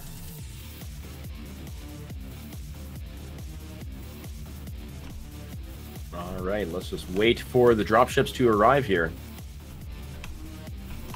Very interested to see what people are going to be doing. I'm over on the 42 side, so you can go ahead with dropship 5. All right, I just got over here the dropship 5 side. I'm looking at a Summoner F, a Grasshopper 5H, a Phoenix Hawk 1K, a Hunchback 2CA, a Hellbringer P, a Direwolf W, a Night Gyre A, and a Hunchback 2CA. So they doubled up on that Hunchback. And I'm betting those are long-range mechs. All right, looking at the 42 sign, we've got a Direwolf as well. A Hunchback, or rather, Hellbringer. Nice to see a Hellbringer out there. Assassin 21, a Nova Cat. Interesting. An Arctic Wolf, a Phoenix Hawk, a dual Hellbringers. So 2 Hellbringers on the field for 42, and then a Night Gyre D. Yeah, Kipper's in that Summoner F, dual peeps. Failed to make the jump across there. I'm seeing a lot of ER large lasers. I'm looking at TKO now, and the Hellbringer P, Gauze Rifle, and a bunch of ER Meads. Raging Banana, all ER large lasers in that Grasshopper. Getting early shots in. Also taking some early shots. Yeah, looking at the setup, the 42 ended up getting Theta, but they left Sigma alone. They did a straight bull rush into Theta with Wargnome and Tolson sitting underneath. But it looks like they're about ready to face potentially the whole team. Who knows? We'll see. With all these levels, it's hard to tell. You get Bowser and the Night Gyre. That's right over top of them. Looking for lines from up top. The TKO and a Hellbringer P with Snapstyle and Zeoz and both in Hunchbacks.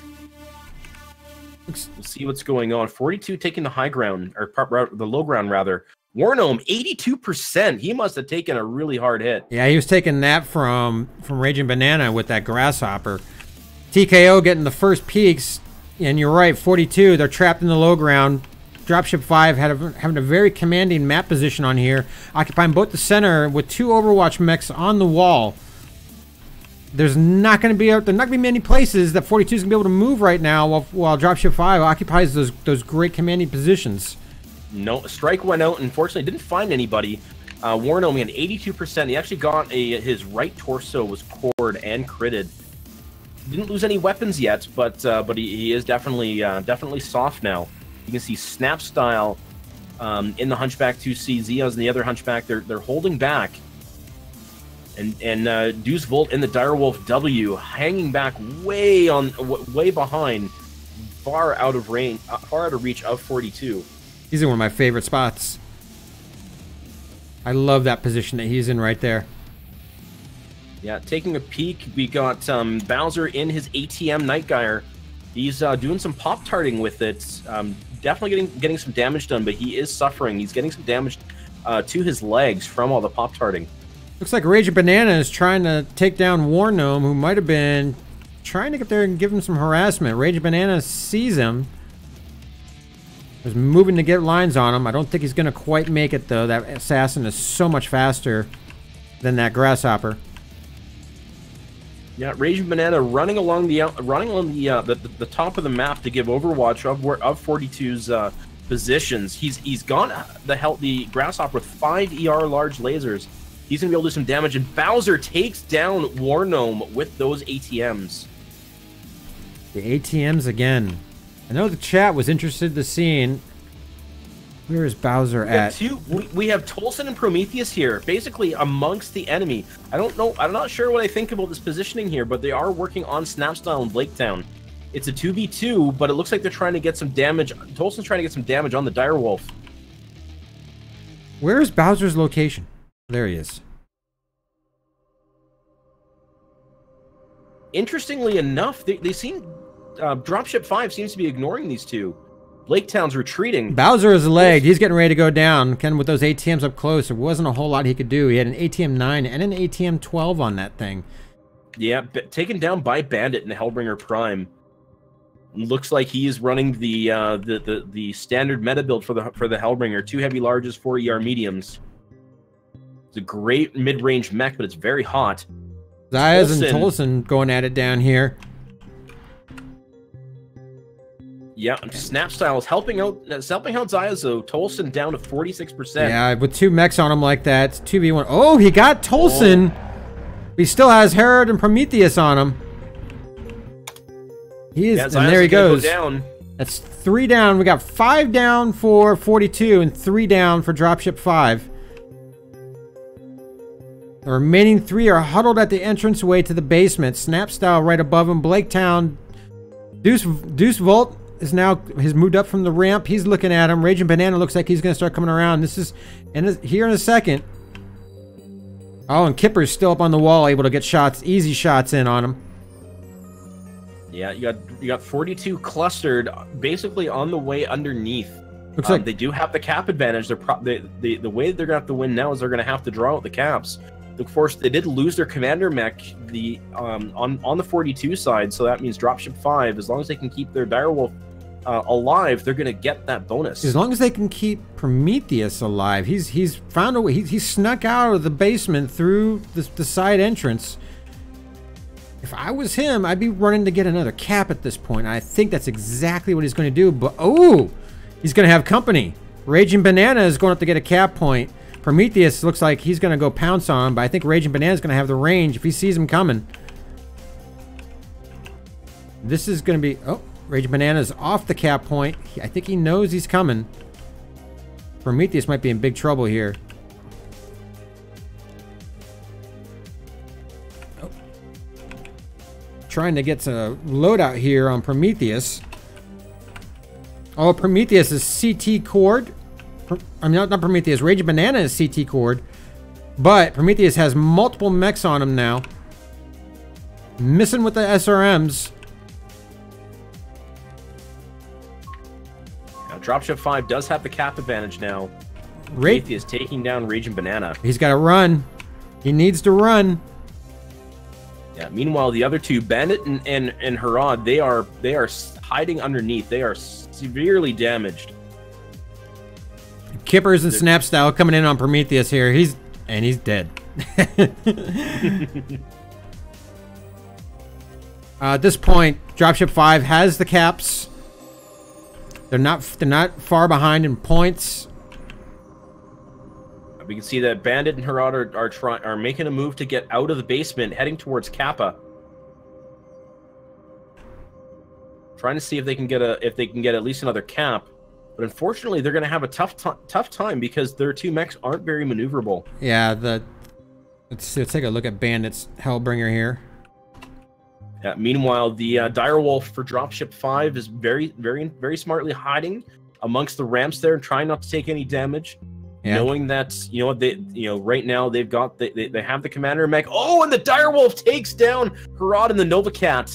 Which leaves Bandit the last remaining mech for 42, and Dropship 5 knows exactly where he's at. He gets a very light sliver cap on Kappa. Now he just has to run. Oh, here we go.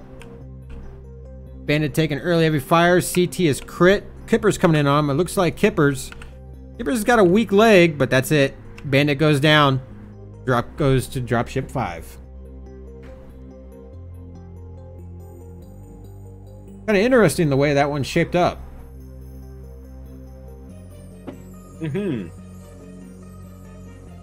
All right, let's take a look at the final scores for this round. You got Bowser and Kippers in the Nightgyre and Summoner respectively, taking the top damage with 725 and 748 respectively. Kippers was able to eke 2 kills out of that and 4 assists, and Bowser did get a kill himself. The commander mech Deuce Volt in the Direwolf W did manage to get 2 kills out of that. Over on the 42 side, Bandit did a monster amount of damage there, 684 for his team, but it was only able to eke out a kill from that. Harad and the Nova Cat did follow up with 2 kills, 2 assists at 387. Zudakai and the Nightgyre did 475 damage, and but unfortunately wasn't able to get any kills. Poor War Gnome and that assassin wasn't able to get any damage at all, unfortunately. Well, now we're heading to drop 4. Dropship 5 currently with a 3 drop lead, 1,050 rep points after 3 drops to 42's 275.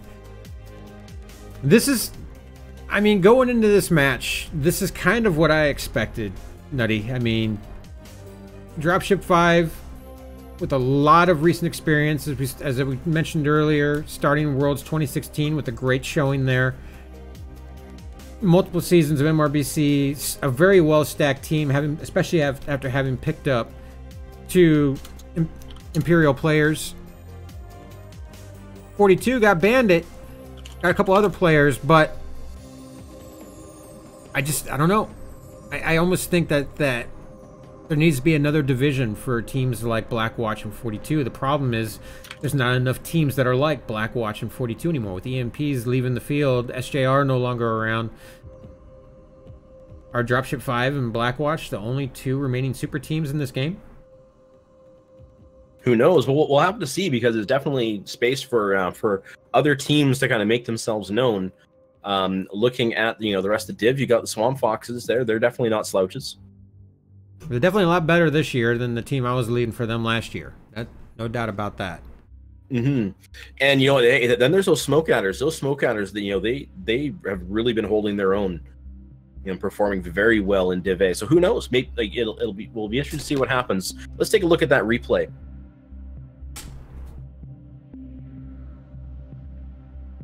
All right, well, we gotta change the map.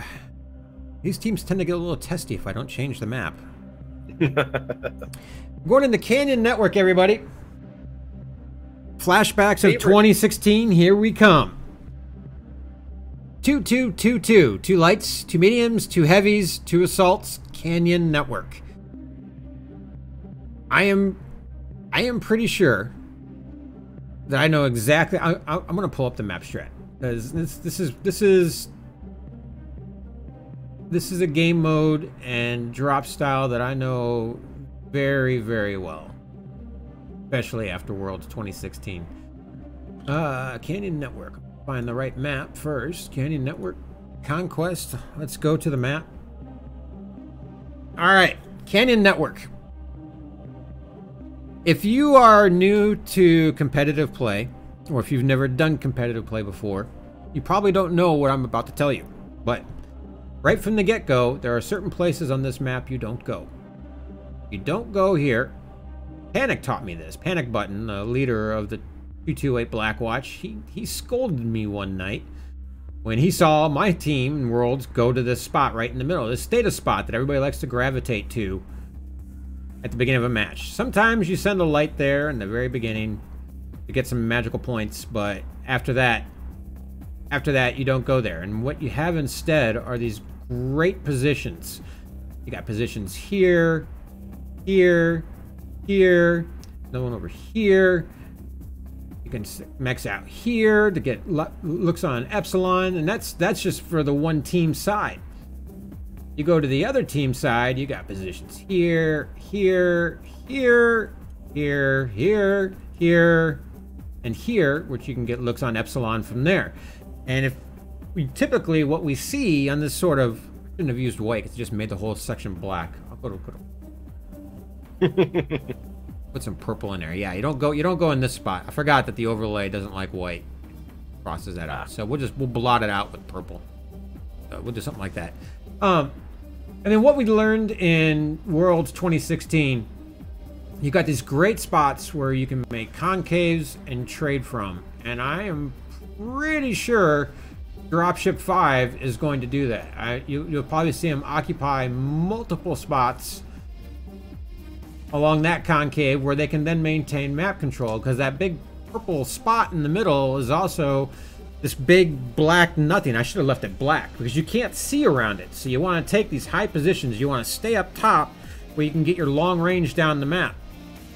We saw some teams in Worlds, and we've seen some teams since that tried to brawl it, but if you got the right team, especially a good high-tier comp team that brings their long range on this map, they can fight down the brawl. They can continuously rotate, staying up top, rotating around where they can get lines down into the trenches, and they can fight down a brawl anytime. And I'm pretty sure we're going to see something of that nature from Dropship 5. And I mean, Bandit and most of these guys in 42, they played Worlds 2016 as well. I'm pretty sure that they know the main strats. I'm pretty sure that's about what we're going to see. I could be wrong. They could have some new strats that they pulled up that maybe they're tired of the Worlds 2016 strats and they got something new and completely different. I mean, hell, Bowser's been bringing ATM, so we could see anything tonight, you know. But yeah, another key to this map too, because I mean, it definitely kind of favors the long range game. But another important piece to remember this map is all the little goat paths that you can use to get up to the high ground, but also how, if you need to, how you can reposition kind of in the low ground without having to trade damage. Kind of one mistake that I know that I made is I would do a lot of movements kind of above, as opposed to, say, utilizing the terrain to my advantage to be able to reposition. I will say on the Team 2 side, I love this place I love this seat here in Charlie 5. I know when we were practicing a few different strats with it, and I mean, you put me back there once, and it was a lot of fun to dual peek from. Oh yeah, because I'm gonna wipe it. We'll just talk about that position up there in Charlie 5. Right in here, you got great spots for cover. You got excellent lines on Epsilon. You can also see pretty much everything over here, and then you have that void that is Theta, so you can see all of this as well. So you have this one void right in the middle. I'm gonna use white and black it out. You got this one void right in here that you really can't see a whole lot on because of Theta, but you got a great commanding position over the rest of the map. Yeah, not to mention that you can also back up your teammates that are, they're usually kind of, they're usually stocked up. I'll use absolutely. So if the enemy team makes an Epsilon push, I guess I'll use orange here. Say they're doing a brawl thing and they want to do an Epsilon push. If you got the lines like you were just talking about there, Nutty, you got guys up here and you got your guy up here. I mean, they're just basically walking in. If they're down low, they're just walking into your firing lines. You're up top, you got high ground, you got command positions. It's really easy to just start shooting them like fish in a barrel. Yeah, and the only way that you can really do anything from the Team 1 side is if it's either a brawl push or really a concerned push from most of the team. Because if you don't have the numbers to push an Epsilon when Team 2 is set up like that, you're in for a bad time. But likewise, you got a great spot like that from the Team 1 side, because Team 1, they have Charlie Lance that drops right here. You got this great ridge right here, and you've also got this spot with cover right here. So if Team 2 were to do the same thing and come along here and do an Epsilon push, and if they were brawling, staying low, it's the exact same thing, but in the exact opposite. So Team 1 is locked. I'm gonna go back to the lock screen here. Now in this drop, going into drop 4, this is the flank engagement, like we said, 2-2-2-2. Game mode is Conquest. I think we're gonna see some. I'm pretty sure we're gonna see some classic strats come into play here. I could be mistaken, but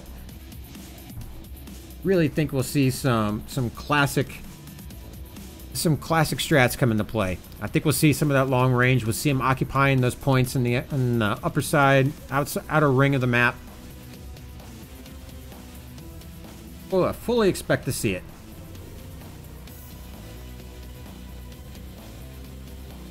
We're just waiting on Team 2, 42, to get readied up. And as soon as they are ready and they give the go-ahead, we're going to relive Worlds 2016.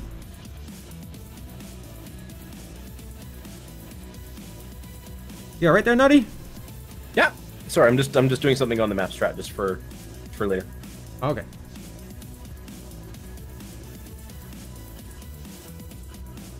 Very curious, very excited to see what's going to happen here. We're just waiting for Team 2 to finish what they're doing, and then we can get into this drop 4 Canyon Network.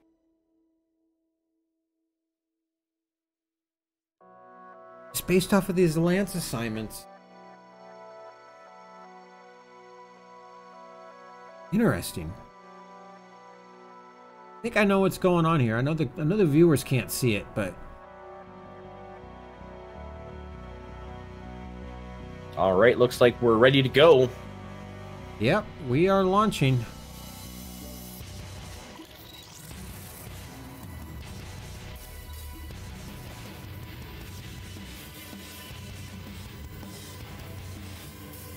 All right, drop 4. 42's got to do something to start salvaging some points from this game.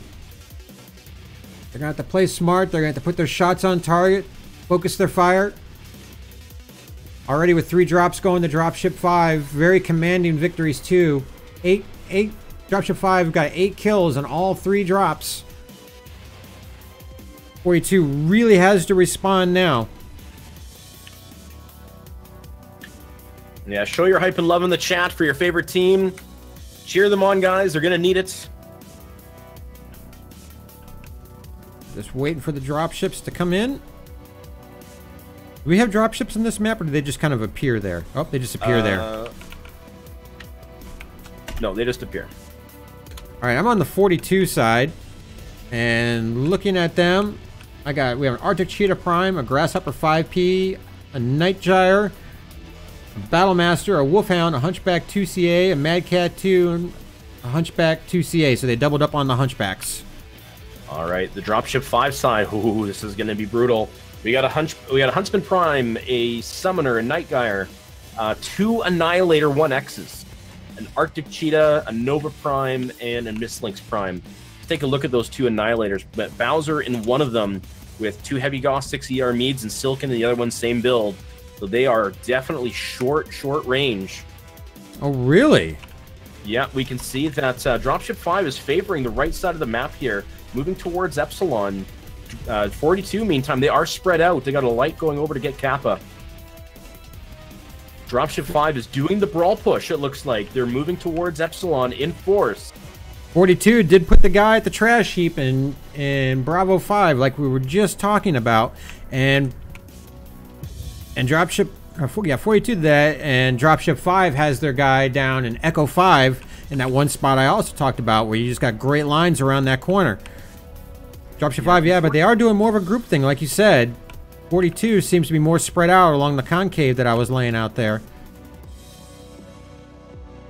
Yep, the answer 42. They are focusing on caps. They do have a 3 cap right now. Looks like they might have a pair of mechs moving towards. No, they don't. I thought they were moving towards Theta, but they're going to leave that alone. We do have Kippers and a Summoner going off on his own. I think he's going to try to get a sliver on Theta here to try to get a little bit more cap. No, he's trying to do PPC fire from the low ground. Bandit's about to be overrun in the trash heap. He's got Samarin and Charlemagne come up on him. Plus, he's taking fire from the Dropship 5 main line. Lurch goes down for 42. I didn't even see where that happened. I'm just watching. Yeah, it's kind of right in the middle by Theta. By the we have War Gnome, 73% in the Mad Cat, working on Zeons and Snapstyle. He is in a lot of trouble though. Bowser's coming around the corner in that Annihilator, but he doesn't even look at him. Charlemagne takes down Bandit. Bowser is looking at War Gnome now. He's going to be in a lot of trouble. Oh, yeah. Facing them. And there we go. Zeon's taking down War Gnome. D5 just maintaining overall game. Ooh, beautiful strike. Game there. Psyche down to 38%. Getting tripped up on Zudakai here. They're kind of blocking each other from moving around. Subwoofer gets dropped down to the low ground. Video Games follows him, the Arctic Cheetah. They've isolated Zeon, so let's see if they can maybe get a kill here. 47%, 45. Subwoofer goes down. Zeon's at 36%. He's going to go down as well. Eventually, potentially, there he goes. That's Charlemagne and Zeon's down for drop 5. We've got 5 mechs down for 42. Video Games in the Arctic Cheetah just getting overrun here. He backs up to Harad and the Hunchback. But Snapstyle gets, looks like gives that streak fire. Yeah, we got 2 42 mechs here on Snapstyle. I don't think that he's going to, unless the rest of his team comes to help him, he's not going to be alive much longer. He's already legged. Oh, but he TKO took down. Comes around the corner. Yeah. Now Herod's the one outnumbered. They almost had Snapstyle, but that is it. That is all she wrote. That is drop 4. My goodness. You don't normally see brawl on this map, but when it's played, if it's played well, it is a brutal strat. Yeah. Looking at the damage numbers here, Snapstyle seems to be the MVP for this drop with 612 damage. No kills though. 6 assists. Looking at Bowser and the Annihilator, 599 damage with 2 kills, 5 assists. Zeon's in the Nova Prime. He did a lot of work as well. 534 damage, 3 kills, 3 assists. Over on 42. Who do we got here? We got Zudakai and the Nightgyre Prime. 567 damage, 1 and 1. And let me take a look at Bandit here. Bandit was one of the trading mechs with the Battlemaster. 329 damage, 1 assist. Do you recall who he was trading with? He was trading with. He was just putting lines downrange at the push coming around Epsilon, and then Delta or Dropship 5 immediately dispatched both of their lights. Charlemagne and who else was it? I can't remember. Well, we could see it here in the replay actually. Let me go over the numbers real quick, and then on a second, I'm messing myself up. Yeah, we'll go over the numbers real quick, and then we'll look at it in the replay, because I caught that in the replay there. That was what I was looking at when you started talking about the other kills that were happening. But after 4 drops, with only 1 drop remaining, Dropship 5 with 1,400 rep points. The answer with 325. Dropship 5 is clearly running away with this match here. Clearly running away with it. Let's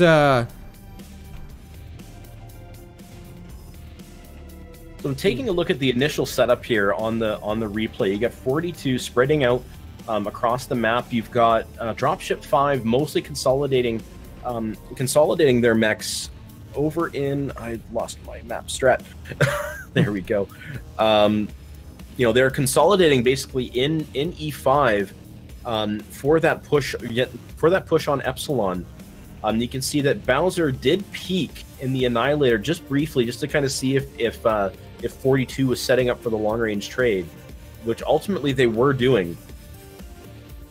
Yeah, you can see the Bandit. I saw Bandit over there. They started taking some initial shots on him, and then we also looked at who's it? TKO took up the power position, and Echo 5. Him and Bandit were trading back and forth early on, but then as Dropship 5 made the push around the Epsilon corner, 42. They kind of collapsed. They brought long range, but they collapsed in on each other. They lost their concave, and poor Bandit, he didn't move fast enough, and he got caught out here. Here in a minute, you'll see the lights that make the run up on him. Yeah, Charlemagne and Samaran, Saruman of many colors, working those light mechs. Yeah. Oh, I didn't notice the strike that they laid down on Bandit, but Bandit he was able to get out of the way. Unfortunately, I don't think they put the right mech in that Charlie 3, Charlie 5 rather, that Charlie 5 position. Just because from our play with it, you know, jump sniping seems to work really well. Jump sniping, ER peeps, or a clan mech with ER large lasers, because they have a little bit further range on them. Yeah, but here's where you see, I actually went, this is about where you called the other mech. I knew Bandit was going down, so I went over here to the rest of the fight. But, yeah, that was, I mean, I want to go back to the map strat, because, let me fix a couple of things here. Let me see, on that screen, and I also got to switch the map for these guys here, because we're going to Grim Plexus next. Yeah, go ahead and switch the maps, and we'll pull up the map strat. All right, there we go. So looking at the map strat, what I did do. Oh, you wiped it. Oh, I'm sorry. What I did do is I plotted out where their starting positions were, and the main reason is so you can kind of see kind of what the thought was, right? They had, you know, for Team 1 they had one mech in Alpha, they had 3 in Bravo, and then 4 in Charlie. Which basically, which is how kind of where the brawl push was coming from, and it was kind of really interesting to watch it. You know, Team 2, 42, they were definitely looking at the long range trade based on their on kind of where they were, but they were trying. But I think what 42 did try to do though is they did want to get a light out there. Yeah. To try to get some cap points, but it was a very interesting kind of way, because like I said, usually we're used to seeing everybody set up like this. Yeah. But instead, they really did that brawl push. Well, in Worlds, I mean, it was a brawl, but they did have their Overwatch. Like I said, you know, they had a mech down here. He was trading with Bandit. Bandit and him were trading very early on in the match. We do expect to see the concave, and we did see the concave kind of like this. from 42. The problem, though, I get my eraser here. Oh, eraser, please. Erase that line. Actually, I'm just going to wipe the whole thing. So, let's see. 42 had a mech here, and they had a couple mechs like over here, and I think initially something like that, and their lights were off doing light things, and then Dropship 5, they started to make that push kind of on the second tier, weren't all the way down, and then they put a light mech, or they put a mech here in Echo 5. The initial trade happened, but as the push came around the corner, and they started overtaking the mechs that were in Charlie 5 from 42, I think the mechs that were in Charlie 4, if they had one in Charlie 3, I think they made the wrong move, because what we saw was all the 42 mechs, these long-range mechs, kind of gather around in here, and they all got grouped up and clumped up, allowing that brawl to just take them down that much faster. I mean, when they started to make that push over to face the brawl, they just turned into, and they looked like, if they were in the right mechs, there could have been a really nice brawl there, but they were all in long-range trading mechs. And so it just, they couldn't face that kind of firepower that was coming around that corner right at them from Dropship 5. It just it just wasn't going to work.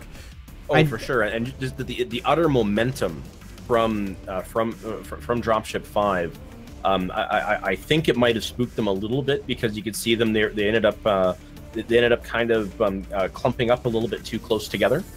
On the 42 side, and I, unfortunately, it didn't really work. Didn't really work very well.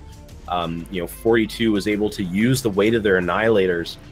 Those mobile weapon platforms, they move slow, but they hit really, really hard. And their two annihilators were able to just W key into them. Yeah. And so ideally, if you got a big brawl push, I've seen this before. If you got a big brawl push coming around the Epsilon corner, the two guys that you have in Charlie 5, if you know that they're coming, if your lights have given you the intel and you know that they're coming, they want to stay up top, but they want to back up into kind of this area. You got your guy in Charlie 5, and then what that's going to do is, if the brawl stays up top, if they're trying to push up top and push at these guys, then your guys in Charlie 3 and Charlie 4 can get lines on them. They're putting the shots down range on them, and you're kind of keeping the concave, and depending on how far they push will determine how far your concave rotates to make sure you maintain your range. But again, what we saw Dropship 4, I mean not Dropship 4, we saw 42 just kind of gather in here. Bandit got taken out early by the lights. He got taken out somewhere down in here, and that brawl, yeah, like I said, what we saw happen isn't what should have happened, but just coming from, I mean, just because I played this map so many times, I've had Panic Button yell at me so many times about movement, and how you play this map. It is kind of burned into my head where you're supposed to go, where you're not supposed to go, and how you're supposed to do it. And yeah, that's my take on it. Yeah, for sure. It was a tough match, but I mean, both teams definitely put forth the effort to try to do as best they can. Unfortunately for 42, Delta 5 Dropship 5 did take that match, and they did take a commanding lead out of that drop as well. I think they only lost 3 mechs in that engagement. Yeah, it was they lost 2. Yeah, very, very tough loss, guys. We're just getting set up for the final drop, Grim Plexus. Anybody who is a dropship or a 42 The Answer fan, now is the time. Speak up, cheer them on as much as you can as they get ready for this final drop. And don't forget, guys, we're going to have 2 MWO Care Package giveaways right after this drop is done. We're not doing the interviews tonight. I have to be at work very bright and early tomorrow morning for very important things. And then so we're gonna do the giveaways. We're gonna call it a night. But that giveaway tool is looking for people who've been chatting in the Twitch chat for at least 5 minutes prior to the start of the giveaway. So if you want to get in on those giveaways, make sure you are supporting your team, talking smack, whatever. Just get it done. If you do that, you could possibly win 24 hours of premium time, 1,000 MC, and a mech bay. All right, 42 just getting their lances set, getting ready to go in Grim Plexus. This is the center of battle engagement. 2 lights, 2 heavies, and 4 assaults. Game mode is still Conquest, but it's all good. After seeing the brawl push from Dropship 5 in that last one with a little bit of Overwatch and seeing what 42 did, I'm not even going to try to make a prediction as to what they do here. I know what I would do, but I can't even. I'm just going to watch it and let it happen and then analyze it when it's done. Yeah, absolutely. This is going to be a great. This is for. I mean, for me, it's a lot of firsts because I'm seeing a lot of first MRBC matches for each map. So this will be. This will definitely be exciting to watch too, while everybody gets themselves all set up and ready to go. Let me take a look. Delta. I keep on saying. I see D5, and I think yeah, Delta I know. 5. I do the same thing. But Dropship 5, they have locked their lances. So 42 is getting themselves set up right now. These teams do have 15 minutes in between each drop to go over strats, talk shit out, use the restroom, get a beer. Gosh, I want a beer. No beer. I want a beer. No, RJ, not allowed.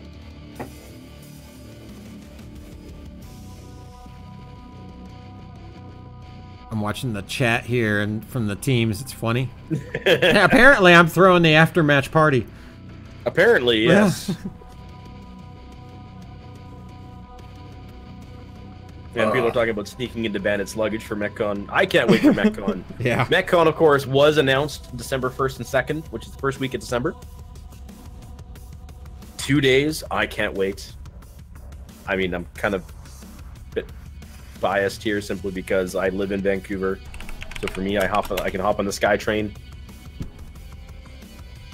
Everybody's greened up. I'm just confirming that they're ready. Yar. All right, drop 5. Final drop, everybody. Let's do it. Then let's give some stuff away. Always fun giving away things. Yes, it is.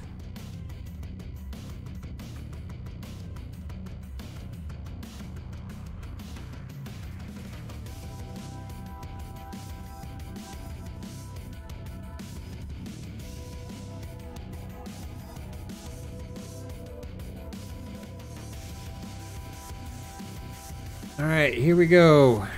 We are on the map. We are waiting for the drop ships. And as soon as they come in,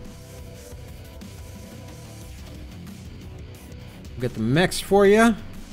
We'll get this drop underway.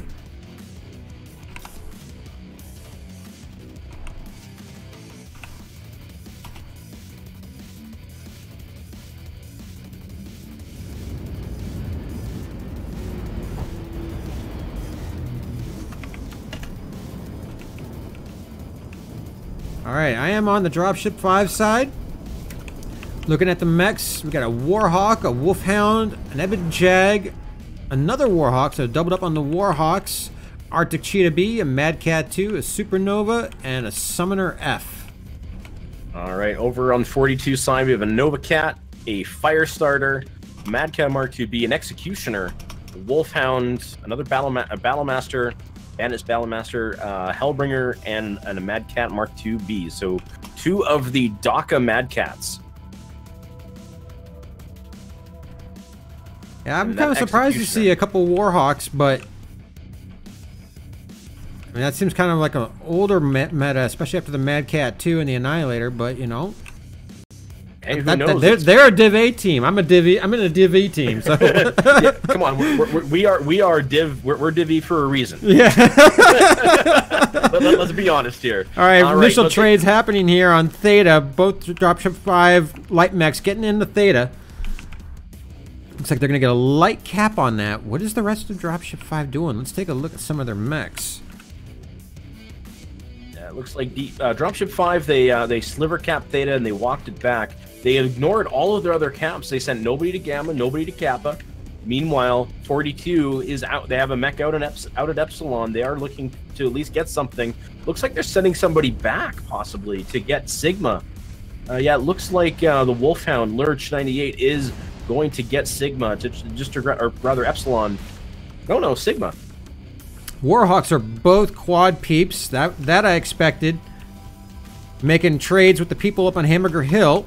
Who we got up here? We got Bandit and that Battle Master. They got both the Mad Cats doing the long range trade with the Warhawks.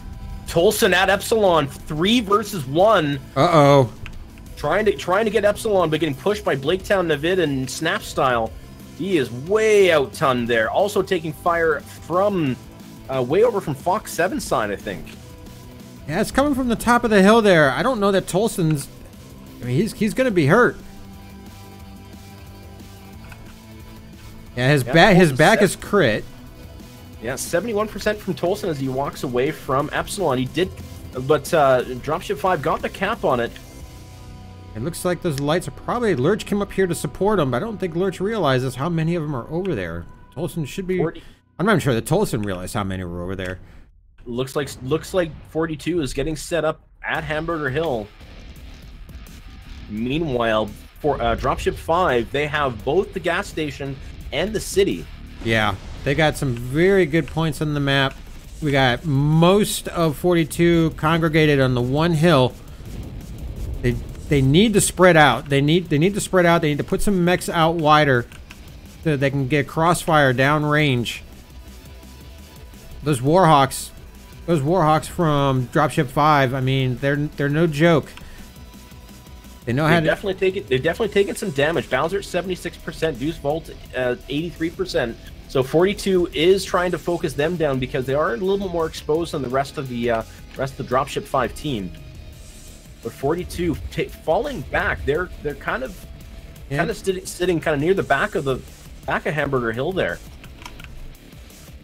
I think they're just moving up so they can see what's happening, but it looks like Dropship 5 looks like they're going to possibly flank on the lower left side there. Maybe not.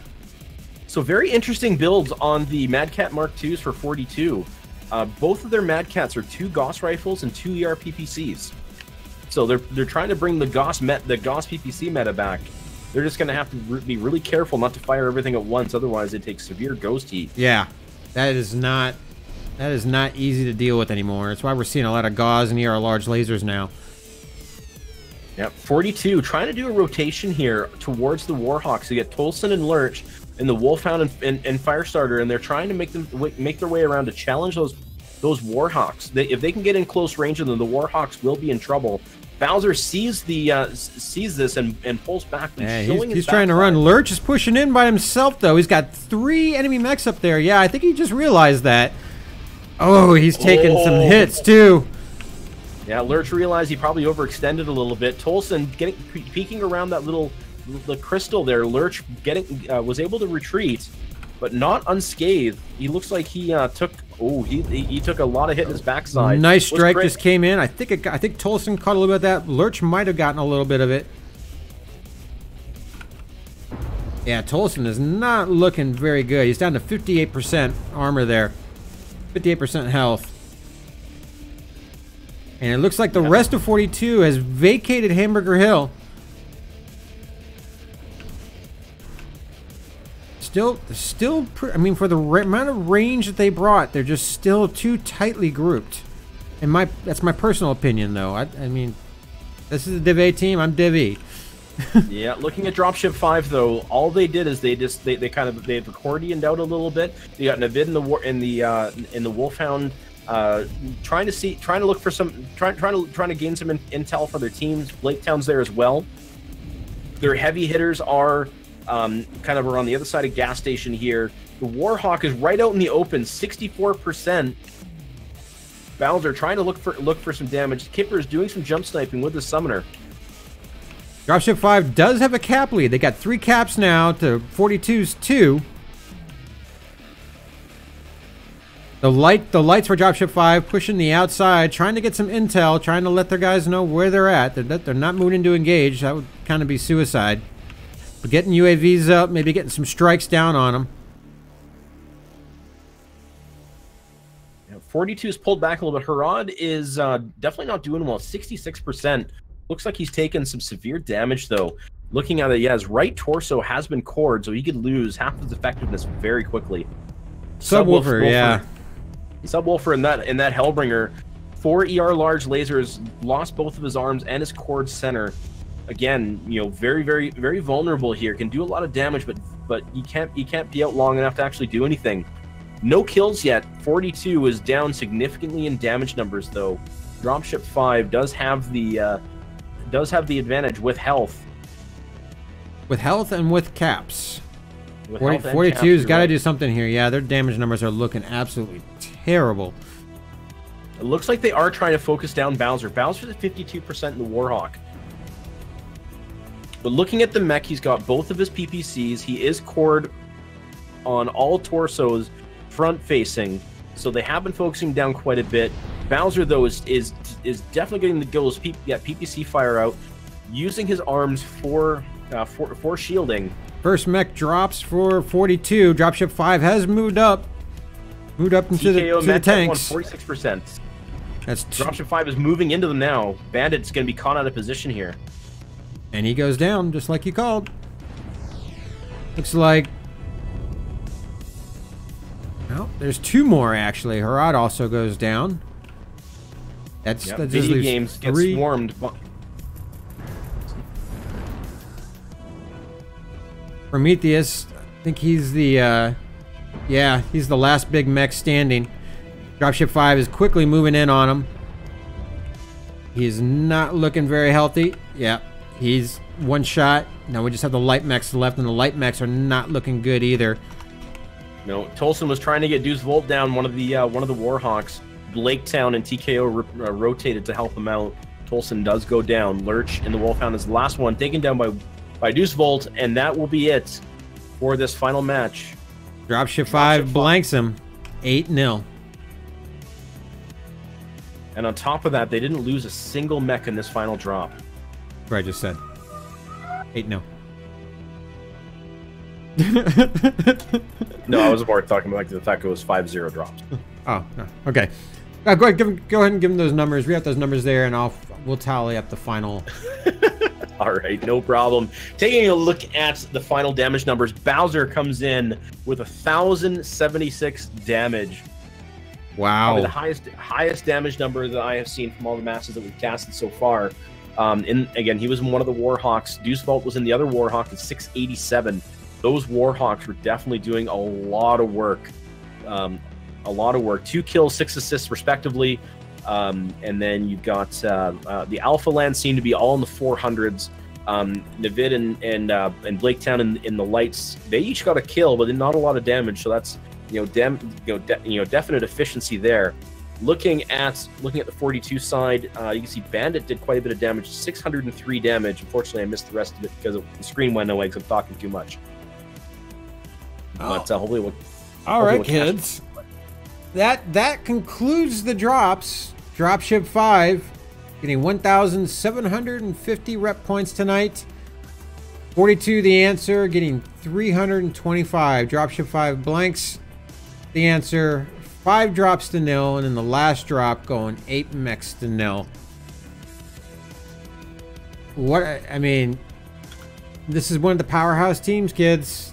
When you add in a couple of EMP players onto a team that was already a powerhouse team and won their division last year in MRBC, what you create is just a monster of a power team, and I think that's what we're seeing here. No, absolutely. That D5 team was absolutely dominating the entirety of the drops tonight. But hats off to 42. They definitely gave it a really good run. They got some decent kills. Unfortunately, they just were not able to eke out a win here. All right, kids. Well, hopefully you were chatting during that drop, because I just pulled the names. Of the people we are potentially going to be giving prizes to here. We're going to do 2 giveaways, and then we're going to call it a night. Before we get to the giveaways, probably should give them a little bit of information here. Let's see. I'm going to move this here. I have so many screens. Try to get everything down in my face here. All right. We're going to be doing the giveaways here in just a second. Make sure I'm not showing this on screen this time. Coming up on MRBC League, we have a lot of matches happening here very soon. Last Blast is going to be coming at you with a couple matches on the 25th and 26th of April. He's covering the European side of it. Thunderstrike versus GCGB Shadow and Band of the Hawk versus First Pantheria Swords. Just Call Me Ash is going to be with you guys on the 26th of April as well, with Goon versus Salty Samurai in North America Div B. System Belmont. Oh, this is our match, actually. He's going to be on MRBC League 2, covering the Division E match between Zeta and my team, my Nutty's team. 228 IBR, Death from Above. Nutty... Totally should tune in. Yeah, definitely should tune into that one. Shameless plug. And there's a lot of other matches happening. Just go to mrbcleague.com. You can see all the schedule of matches for the current week and all the matches that are being casted. They'll have a Twitch icon next to them. I will be back on the 29th with Mikado Soul from the 228 Blackwatch. We're going to be casting the Div G. Is it Div G? No, it's Div C. What am I thinking? Div C match between... Oh, it's Div B. What division is SIG and Davian Strike Force? That's B, isn't it? I think it is. Yeah, that's a North America Div B, SIG and Davian Strike Force. And of course, Mech the Dane is coming back. He's got several matches coming up as well. So, MRBCleague.com for all the upcoming matches, the ones that are being casted, league tables, fixture draws, and stats from reported matches. You can get all of that there. Congratulations to Dropship 5 for the very decisive victory tonight over 42. What do you say we do the giveaways now? All right, let's see who's going to win things. We have 2 MWO care packages. It's the standard care package we're doing here, right? Yeah, 24 hours of premium time, 1,000 MC, and a mech bay. Who doesn't need mech bays? I know I need them. Actually, I don't right now. I got too many. I sold a lot of Lerm mechs. There's no such thing as too many mech bays. Come on. All right. Come on now. Here we go, kids.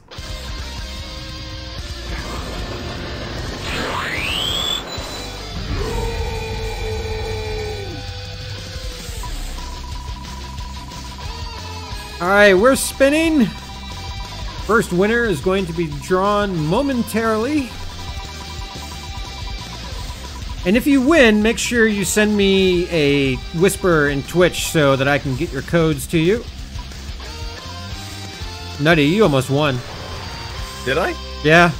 Well, wouldn't that have been awkward? That would have been awkward. People would have been calling for a rigged right there. All right, I'm going to save that name. Prometheus TNO. Congratulations. Nice. All right, so we're going to remove him from the giveaway. We should probably also remove Moobot. I'll remove you too, Nutty Rat. And of course, if I win, we'll redraw, but I'll get myself out of there. Well, yeah, Prometheus is part of 42. Of course he is. Oh, yeah, we were just watching him. My brain is just not with it tonight. I'm just too worried about my day tomorrow, honestly. Hey, no problem. I understand. All right, spinning for giveaway number 2.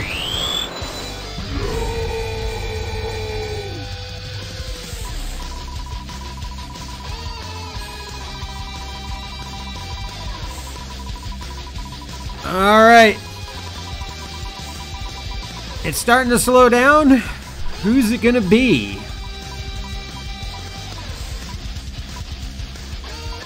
Captain Judas. Captain Judas. What team is he on? I forget. If he's... I think he's Smoke Adders. I think he is Smoke Adders. Captain Judas, congratulations. You are the winner there. I'm going to copy your name so I can send you a Twitch whisper here soon.